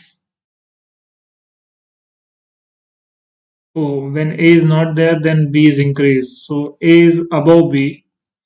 That is true. When A is normal and B is zero, it is stopping the flowering. So A gene suppresses which promotes flowering transition.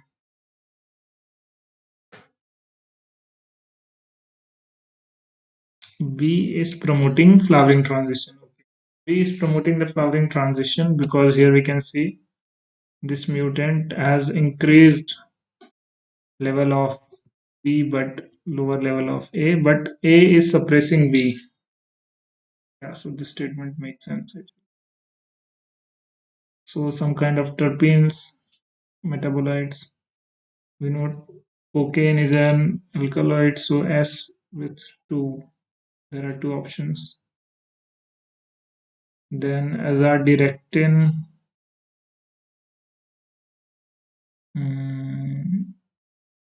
P for I think 5 or 3. Triterpene glycoside. I would go with triterpene. Azadirachtin, which comes from neem, is a triterpene. This I know. Cocaine I know is an alkaloid. What else? Q43 is triterpene glycoside. Saponin, soap-like chemical. Saponin, triterpene glycoside. Then gallocatechin is again no, sorry, it's a polyphenol, and then menthol is monoterpene. Just to tell you the origin of all these compounds, where they are found. Sometimes the commercial uses are also asked. Azadirachtin is a natural insecticidal compound from neem. It's a triterpene. Saponins, soap-like foaming property. They are triterpene glycoside. Sugar attached to the triterpene backbone. Gallocacethin is a flavanol found in tea. Catechin, polyphenol. Flavanol found in tea. Then cocaine is a tropane alkaloid from the cocalase alkaloid, and menthol is mint oil monoterpene. So some extra information for all of you. Not just the explanation, but some extra information is also important. So here we have the different Arabidopsis gene and the biological process. Clavata3 mutant, constans, agamus. So agamus is important for organ identity in flower. S for 1. There is only one option. So easy. P for 3. Clavata is stem meristem size in shoot. Yes, this is important for shoot apical meristem. division, then constants for I think flowering.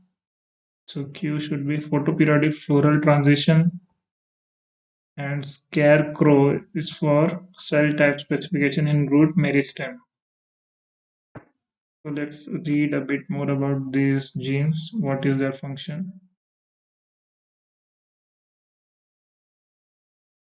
Because knowing around the question is also as important as solving the question. Clavata3 is a small signaling peptide in the SAM, control the meristem size by restricting stem cell proliferation. It stops the stem cell proliferation. Constance is the transcription factor, integrate light signal to regulate flowering time. Scarecrow is again a transcription factor, but it is in the roots, scarecrow, endodermis, and cortex cell type specification.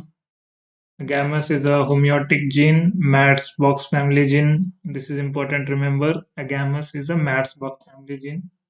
Organ identity in flowers, especially stamen and carpel, the internal walls. So must have read about the class A, B, C genes. A, B, C, D, E model is also studied. Selectable marker chemical used in the selection. This I have no idea. What are the compounds? Dihydrofolate reductase DHF. Think this can be used with kanamycin if I'm not wrong. R42. No, so there is no option like that. I think methotrexate. Yeah, methotrexate. I'd read this somewhere in animal physiology or somewhere. I think in cell culturing this is used, but still it's better to have this idea. So neomycin phosphotransferase provides resistance to aminoglycoside antibiotics like kanamycin. Phosphinothricin acetyltransferase detoxifies phosphotrypsin, which is a component of bialaphos, like the phospho, coming from both phosphorus. Methotrexate is an antifoliate drug. Antifoliate drug. This we should remember. Methotrexate. This can be asked in animal kingdom or like zoology part also, biotechnology. EPSPS is target enzyme of glyphosate, which is a broad spectrum herbicide. ESPS allows survival there. Then following metabolism is bacterial stringent response. Bacterial stringent response, no idea. Cyclic AMP, cyclic GMP, maybe cyclic di-GMP, cyclic AMP. This I have no idea. What is the bacterial stringent response? So let's talk about this. Whatever new things we are coming across, we should also keep a reminder or keep noting them down because it's equally important to know the new concepts that are asked. Otherwise, we'll have very restrictive knowledge and then it will be difficult for us to approach new questions in the exam. So it's better if you start doing mock exam practices, not just the PYQ. Always start with PYQs, but then try to complete it as soon as possible and then also solve some mock questions to look at other new questions and how you respond to them in the exam condition. Because in the exam they will ask you new questions, they are not going to repeat the same questions, right? So that's why it's better if you are prepared with approaching new questions. Stringent response is a global regulatory mechanism triggered under conditions such as amino acid starvation, fatty acid limitation, other stress. It's basically a stress response. Bacteria conserve the resources and reprogram the transcription translation. Hallmark of this is unusual guanine nucleotides called alarmones. So this is something new even I am learning. Central metabolite associated with this stringent response is guanosine tetraphosphate. 2-phosphate on the top side, 2-phosphate on the bottom side. It's related from triple P, GP, double P. Alarmones are synthesized in like REL-A and SPOT. Modulates RNA polymerase activity, reducing the rRNA tRNA synthesis, altering gene expression. Cyclic di-GMP, yeah. So this I had studied for biofilm, that is why I thought of this, but it is not for stringent response. Regulate biofilm formation and motility. Cyclic AMP catabolite repression and carbon source regulation. Cyclic GMP is found in eukaryotic cells, not bacterial. Guanosine tetraphosphate is the metabolite associated with bacterial stringent. Something new also for me, honestly. So India is aiming to be full of free of tuberculosis by 25 on the dots of the food form. The district no directly about therapy short course.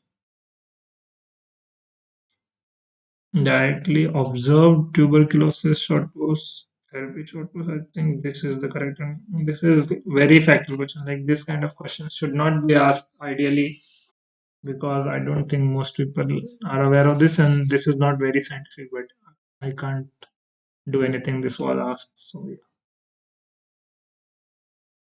Then environmental niche. So we know barophile are like pressure loving. So pressure greater than 380 atm. Q for one. Only in one option. First option very easy. Mesophile moderate conditions like 15 to 45 degree. Halophiles like salt loving greater than 2 molar. Psychrophile are temperature below 15, so like cold temperature. Robert Koch used a meat-infused nutrient medium for which of the following purposes?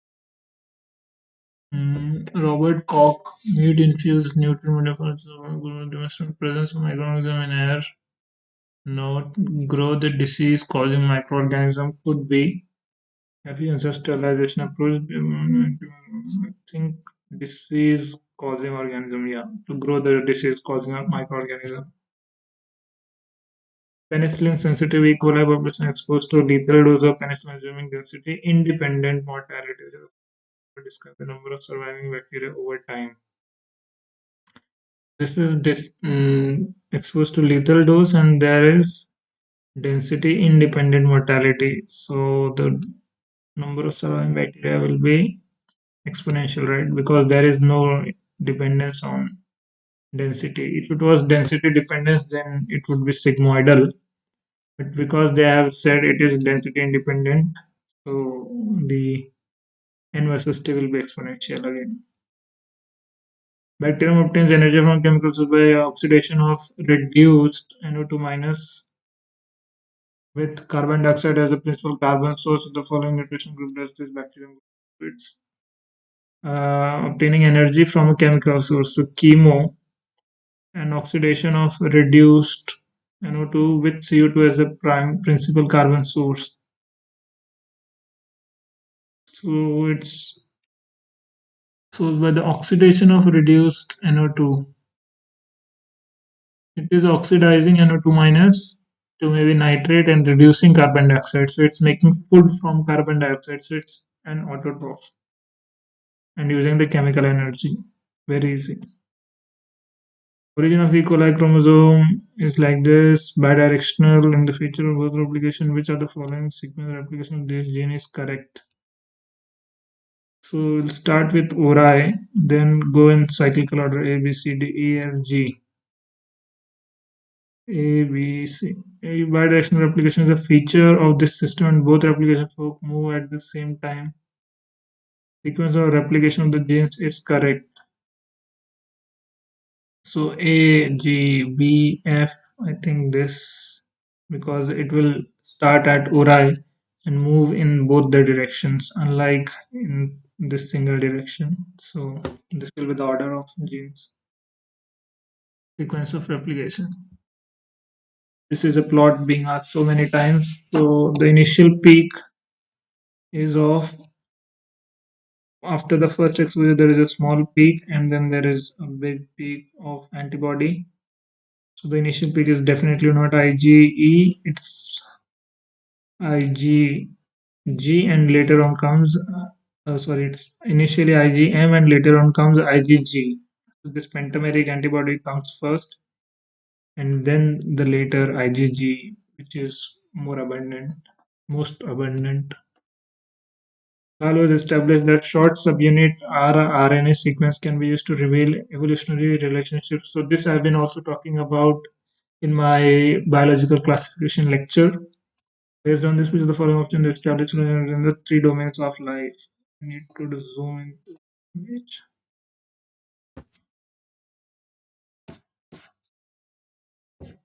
Where is the image? Yeah, here. So I have told you that eukarya and archaea are closely related and bacteria were before. So only option 2 makes sense here. So it should be 2. Yeah, this is correct.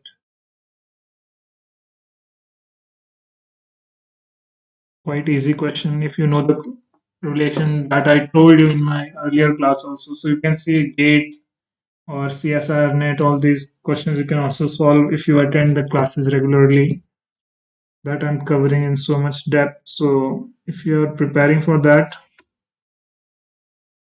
so there is a question that I just saw. Sir, what should be the last month strategy for GATE if subject covered already? I always read notes from starting a chapter already cleared, and if not, then watch previous year series. Mock items for 20 minutes has to only give 2 mock previous Sunday and this Sunday. So you should try to give more mocks in this time to understand how to solve new questions, because sometimes after seeing new questions we are intimidated. So it's very important that you solve more mock questions and not just solve them, also analyze where you are making mistake, why you are making mistake. All these things you should keep a note of. And then you are saying you are revising, so which is good, you should revise. Don't study something new now because it's already 20th January and your exam will be most likely in the next 2 weeks or 3 weeks. So no point of studying anything new, but you can attend these sessions that I am conducting to revise your concepts quickly and also build confidence in solving the questions. So that is how you can proceed for the remaining days. And yeah, if there are other people who are preparing for this, feel free to share it with them also, so that it's useful for them in the last few days to prepare and also revise some of the concepts. So maybe some of the things that I already told in my previous class, you can see that it is being directly asked here. So attending these sessions is going to be useful for people who attend it regularly. So next is a match the type question. Coronavirus, we know it is single-stranded RNA. So R for 3 in these two options. We know bacteriophage lambda is double-stranded DNA. So P for 1, R for 3 in both these options. Reovirus is, I'm not sure, bacteriophage M13. So this is most likely a single-stranded, double-stranded RNA. Q for 4, I think. No. Then this is Q for 2, single-stranded DNA. So bacteriophage M13 has a single-stranded DNA and reovirus has double-stranded RNA. This is again a factual thing. Most of the time, if you know one or two, this works. But here they have made the option in such a way that you should know all the four. Yeah, like bacteriophage M13, you should know is the single-stranded DNA virus, and reovirus is double-stranded RNA virus. Bacteria culture of lac positive E. coli is grown in a medium lacking lactose and either galactoside. The response to lack of production by lactose converter measuring the level of lac mRNA. Beta galactosidase enzyme and permease enzyme, which is the following profile, correctly captures the on-off response to lactose. So we need to identify the on-off response. Mm,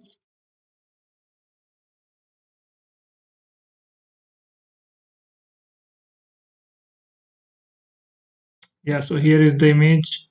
Lactose is added, lactose is removed. This is lac This is beta galactosidase. This is permease. So because the gene for beta galactoside is before permease, the level of that will also increase before permease. So this is most likely wrong because how will permease increase before beta galactosidase, right? And here it's saying the level of beta galactosidase will increase and then drop down. But P is increasing. No, this is not correct, I think. Permease is going down, beta galactosidase is staying saturated even after removing. No. I think it's most likely this one. Option P. So let me tell you why I'm saying this is most likely the correct one. Because when you are adding lactose, the level of lactose will increase. It will become the highest at this point, and when you reduce it, so this will go down the level of lactose. The expression of gene for beta galactosidase will start before the permease because it is upstream of this. So there is this shift on the time axis, and it will increase and stay high for some time, although there will be some drop after long time, but for this generation at least it will be high. So among the given options, this makes the better sense. Brood parasite. So we know cuckoo is a brood parasite. Direct question, actual question. So I think we are now in the zoology section. So this I taught in the yesterday's class. Belong to segmented body, annelids, chordates, and arthropods. These three phylums I told you have segmented body, also called as metamerism. So very easy if you attended that class. Post-zygotic isolation in the post-zygotic means after the formation of zygote.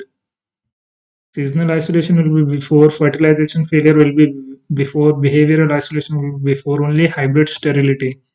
So the zygote is formed, but the offspring is sterile. So the uh, offspring will not be able to reproduce because it is sterile. So the genes will not be passed on to the next generation. Desmosomes we know are intermediate filament based adhesion molecule. Yes, this is correct. Intermediate filament. So it is composed of intermediate filaments like desmoplekin, desmoglein, all this kind of different molecules, intermediate filaments, and it is an addition complex. Foramen of Panizza in which of the following group of animals? Not sure. Maybe it's in crocodiles. Yes. I thought of this because it should be some opening in the heart, I guess, which helps in the mixing of blood or something. This is just my guess. There's a small opening in the heart that connects the left and right aorta. So left and right aorta are connected by this foramen of Panizza. Special adaptation found in crocodilians. Structure allows blood to be shunted between systemic, which is the body, and pulmonary, meaning the lung circuit. Animal is diving or holding its breath. Fishes have two-chambered heart. Amphibians have three-chambered heart, and dolphins have four-chambered heart. So this all things also, although I didn't talk about foramen of Panizza, I talked about the different kind of heart structure seen in, or the circulatory system seen in different phylum. Next, again from immunology. So let's see how many more questions are there. We are on question number 59 currently, and there are total 122 questions. So I think there will be some numerical questions also that we can skip for now. But let's solve some more questions for the next 15 minutes and then we can close the session. Maybe around 3:30. So IgM can pass through placenta. We know this thing associated with allergic is IgE. So Q for 4 in the option 2 and 4. Predominant various body secretions. So this is IgA, R for 2, R for 2, Q for 4, only in this, in both 2 and 4. And then MHC is involved in antigen presentation. This is correct. IgM contains 10 heavy and light chain because it is pentameric. So each mer will have 2 heavy and 2 light chains. So 5 pentamer will have multiplied by 2, that 10 heavy and 10 light chain. Okay, so this question again, I talked briefly about sleeping sickness and elephantiasis. So elephantiasis is caused by Wuchereria bancrofti or Brugia malayi, Brugia timori also. So R for 4, option 1 and 4 have that. Then sleeping sickness is by Trypanosoma brucei. So P for 2, P for 2, R for 4 here. Chagas disease is Trypanosoma cruzi. Chagas cruzi, you can remember CC, cruzi and Chagas. Sleeping sickness, Trypanosoma brucei, you should remember. This is asked quite frequently. And Lyme disease by Borrelia burgdorferi. Borrelia burgdorferi. This is the causative agent of Lyme disease. Then some kinds of enzymes and their function. So RNA polymerase 1 will make rRNA, which is rRNA gene transcription option 1, Q for 1. So two options are there. Then siRNA for gene silencing, you can say. R for 2, Q for 1, R for 2 here. Then guide RNA is Cas9 mediated genome editing, right? And RNAsP is a ribozyme. Yes, true. Number of genotype and phenotype from a cross between this and this. Assume independent autosomal simple dominant recessive relationship. So here, how many heterozygote we have? 1, 2, 3. So 2 raised to 3 will be 8. And 1, 2, and 3. 2 raised to 3 again 8. So it's like the same. So it's like sib mating because both have the same genotype. So 2 raised to 3 times. So 8 phenotypes will be seen. And genotypes, if we talk about how many there will be, then uh, each combination can have capital A or capital B. So this will be how much? I think there is a formula for this also, 4 raised to something like that.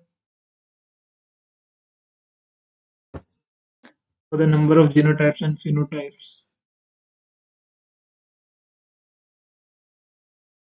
The genotypes that can be formed will be either it can be capital A and then the remaining, then it can be small a, then remaining, either it can be capital B, B will be always there, capital B, then C, and all the remaining, then small c, then remaining D, capital D, then small d. Like that, we can have how many combination should I write on this? Even without writing, we can do this. So I think there will be a 8 here and 27 phenotypes. Instead of writing, I'll just show the solution here.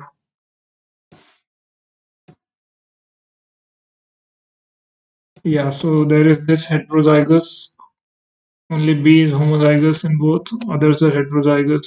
So 3 genotype from this, 1 genotype from this, because everything will be capital B, capital B. 3 from this, 3 from this. Total genotype will be product of all the 4. And for phenotype, we have 2 phenotypes coming from this, dominant recessive, only 1 phenotype from this. So this is what I was counting. What is the combinations coming for the phenotype? And this you can get from the uh, product of individual genotypes. phytonutrient allicin. So allicin is coming from allium or garlic family. Blue marbling and blue veined cheese. Which mode is responsible for blue marbling and blue veined cheese? No idea. I think it's Penicillium roqueforti or Camembert. It's roqueforti. Bacteria does not have cell walls, mycoplasma. This also I covered in my, I think, chapter 2 of the class, so you can refer to that. Not have provitamin A activity. Provitamin A. Carotene is there, carotene is here, lycopene, cryptozanthin. I'm not sure if I know this, maybe lycopene, but I should show you more information about this because other options can be asked in the next exam. Provitamin A activity meaning the pigment can be converted to retinol or vitamin A. Only certain carotenoids have this property, like beta carotene, all of us know have strong provitamin A activity. Cryptozanthin, I was not sure, but it also has. Alpha carotene has provitamin A activity, although it is less efficient than beta carotene. So this also you should remember. Lycopene does not have, it is a carotenoid but cannot be converted into vitamin A. So lycopene is responsible for the red color in tomatoes and other fruits. It is a carotenoid but lacks the structural feature like the beta inon ring required for conversion into vitamin A. Others have at least one beta inon ring enabling vitamin A synthesis. So this is interesting. Something new also identify the analysis that must be performed first to judge cleanliness of spices herbs.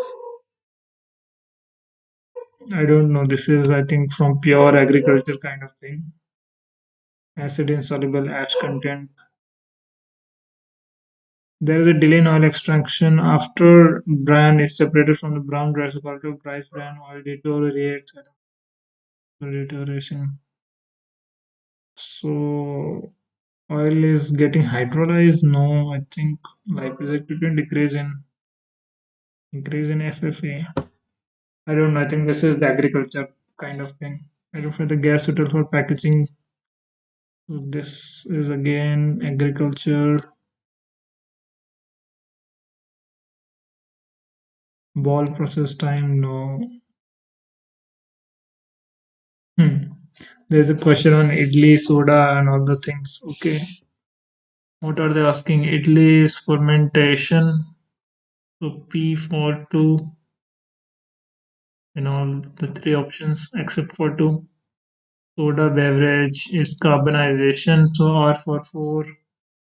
Only in this option it's matching cookies or baking parboiled rice.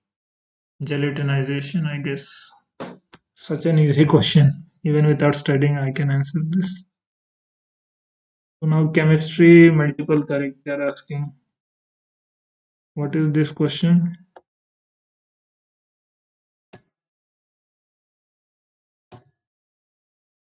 There is this compound given and they're asking whether it is chiral or achiral. So there is OH, Me. This is having one, no, not chiral, I think. Here this has carbon. Okay. 3 and 4 might be chiral. 4 is a chiral molecule. I think yes. No, there is.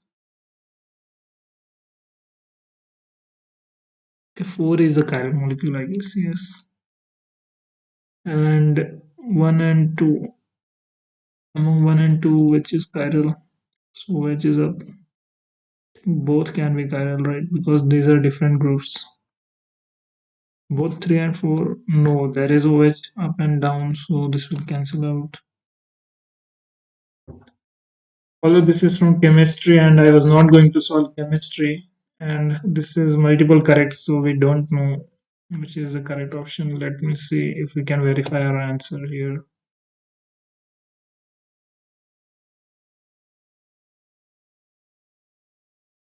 I don't think it is going to understand the image.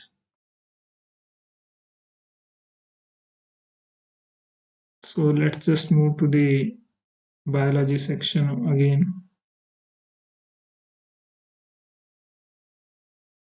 This is again chemistry. Correct regarding biomolecules. So in chemistry also they are asking the N-terminal amino acid can be identified with Edmond degradation, Edmond's reagent. This is true. L-threonine has only one chiral center, suddenly present both in RNA and DNA. So in RNA there is 8, instead of thymine there is U, so that is true. AU.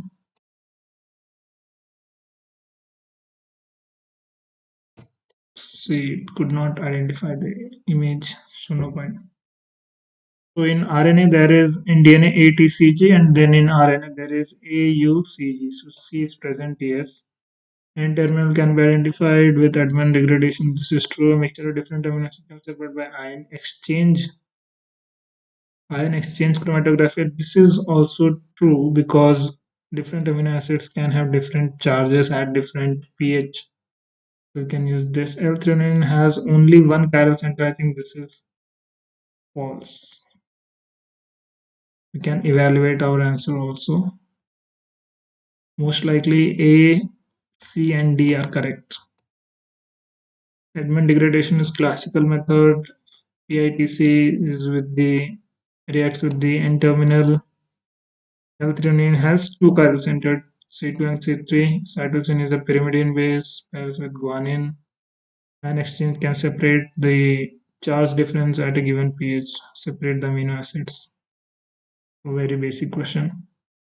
Does not absorb light above 250 nanometer. For absorbing the UV light, there should be presence of tryptophan, tyrosine, or phenylalanine. Let's see which of them does not have. So this has tryptophan, so this will absorb. This has tyrosine, so this will also absorb most likely. There is no tryptophan or tyrosine here. There is tyrosine here, and others are not supporting.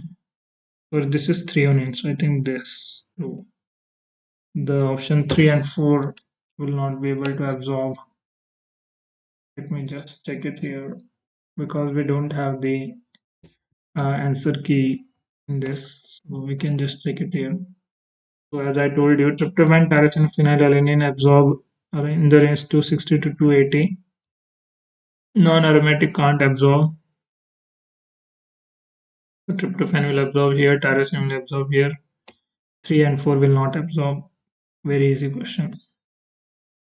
Peptide hormone. So calcitonin, yes, I think glucagon also. Serotonin and thyroxine are amino acid based hormones, not peptide. So maybe that's why option A and B should be the only correct options here.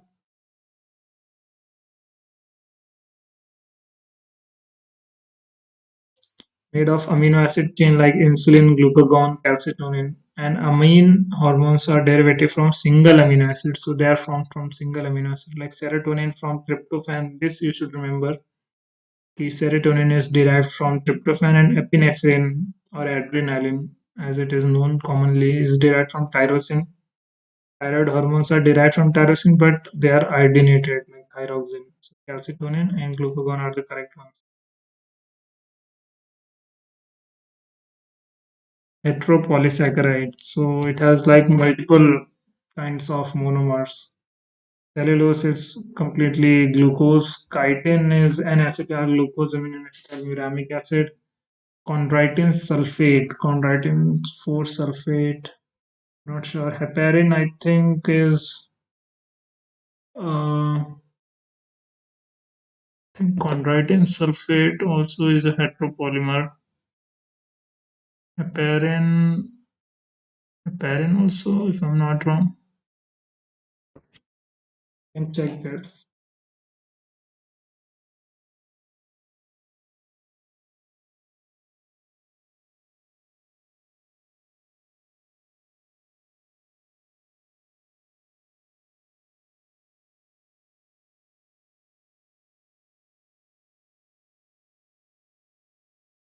Homopolysaccharide made of only one type of monosaccharide. Heteropolysaccharide made up of multiple type of different units. That's the thing I told you.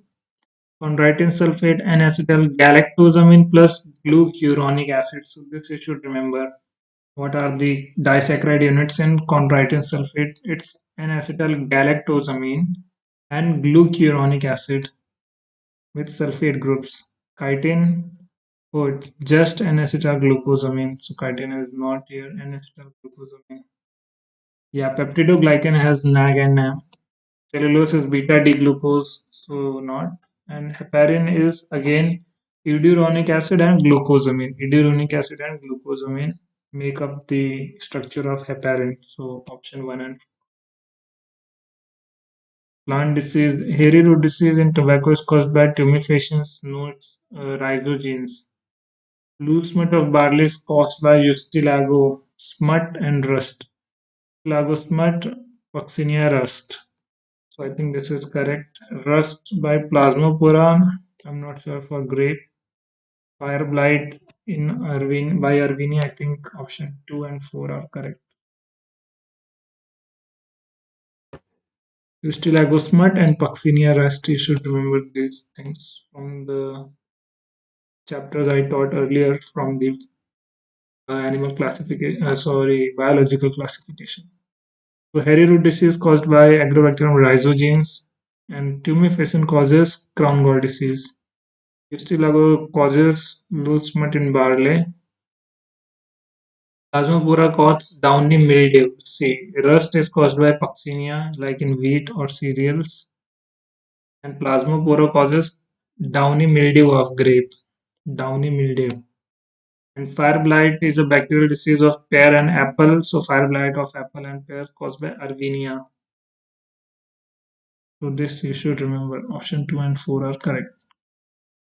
Can be used to generate complete knockout of a target gene. So you are trying to remove it completely.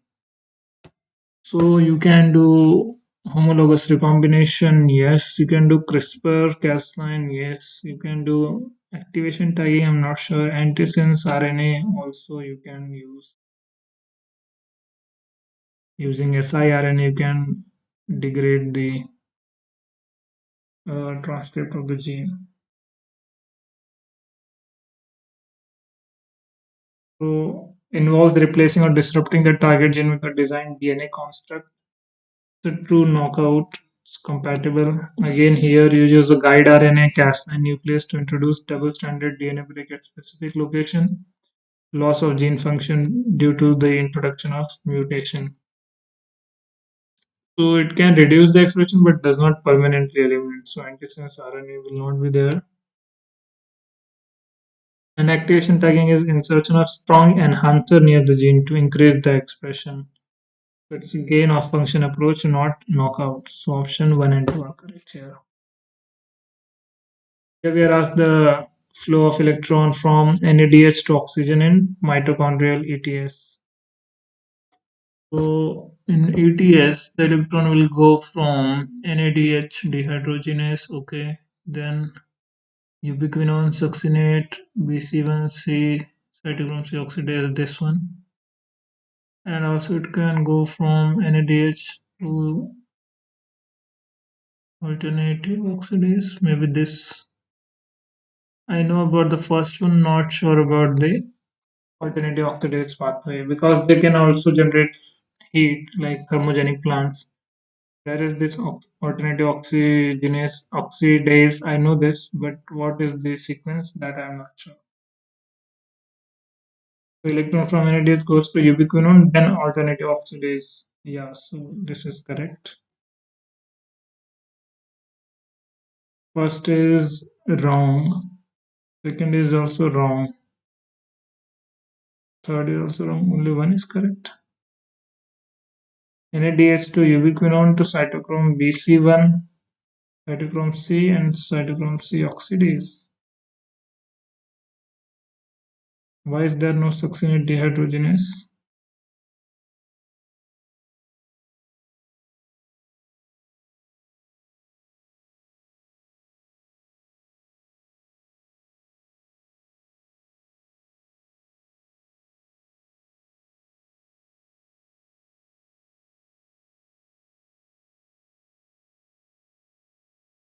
is also incorrect because ubiquinone is not taking it. I think this should be correct, right? Ubiquinone goes to the second complex.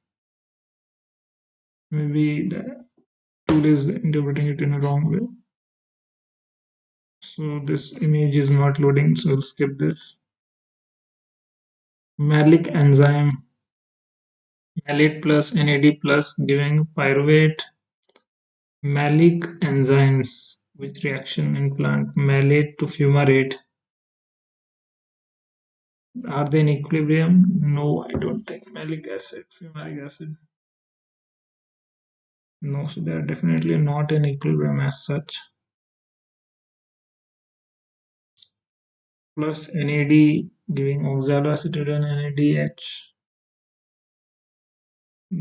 This could be true.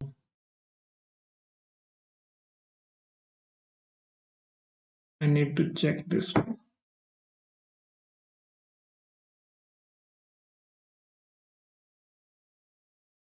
Most Bostons are not coming.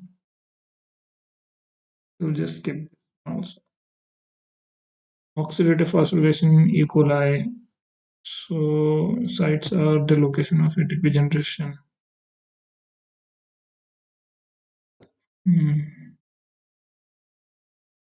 Maybe both. This is an interesting question because we usually study about oxidative phosphorylation in eukaryotes. So there are no mitochondria in prokaryotes. Instead, the plasma membrane inner membrane carries the function equivalent to mitochondrial inner membrane.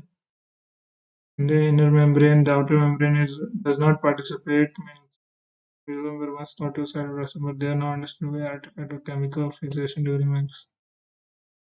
So only the inner membrane is the correct one. It is an artifact, not a functional site. Maybe in the question they wanted mesosome also, but with the current information, mesosome is not correct. So this is an easy one. Cell wall for protection from osmotic stress. So P for 1. Fimbriae for attachment to surface. Q2. Flagella for motility. Pili for the transfer of genetic material. Only one option matches. Free living bacteria. Wolbachia is a human parasite. It is free living. Why will it be a parasite, right? Myxococcus are a group of predatory bacteria. I think this is true. Dictyostylum, oh, are they bacteria? I'm not sure if they're bacteria. The slime that aggregates to form social group. I think this is producing earthy order. So this is again related to the lower organisms like bacteria, fungi. Wolbachia is an intracellular bacterium, but it infects arthropods and nematodes, not humans. So it's known for reproductive manipulation in insects like cytoplasmic incompatibility, not human parasitism. Myxococcus are soil-dwelling bacteria that prey on other microbes, competitive wolf-pack behavior, and form fruiting bodies under starvation. So this is wrong, but Myxococcus are predatory bacteria. This is true.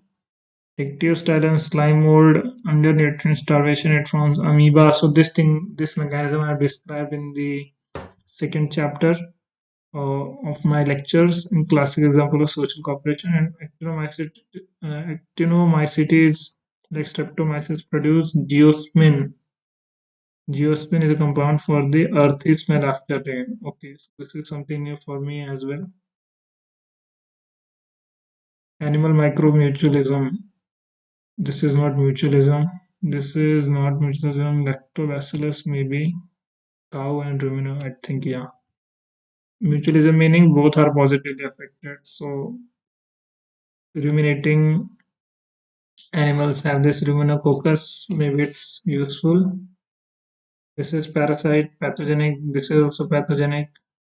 Lactobacillus are beneficial gut bacteria, digestion, gut health, pathogen, preventing pathogen colonization, mutualistic relationship.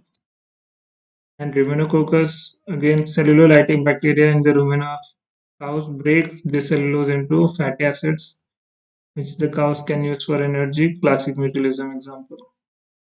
These two you should remember.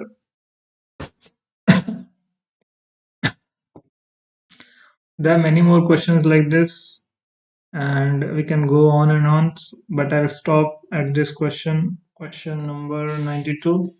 And in the next session, we'll talk in depth about all the other remaining questions. So if you're new on this channel, you can subscribe to this. I've covered roughly 2.5 hours of different questions, different domains like general aptitude, chemistry, biochemistry, zoology, botany, all the topics I've tried to cover at least briefly. If you like this session, do like it and share it with your friends. And I will bring more sessions like this for you so that you can prepare nicely for the coming exam. So that was it from my side. If you like this channel, you can subscribe it and also share with your friends.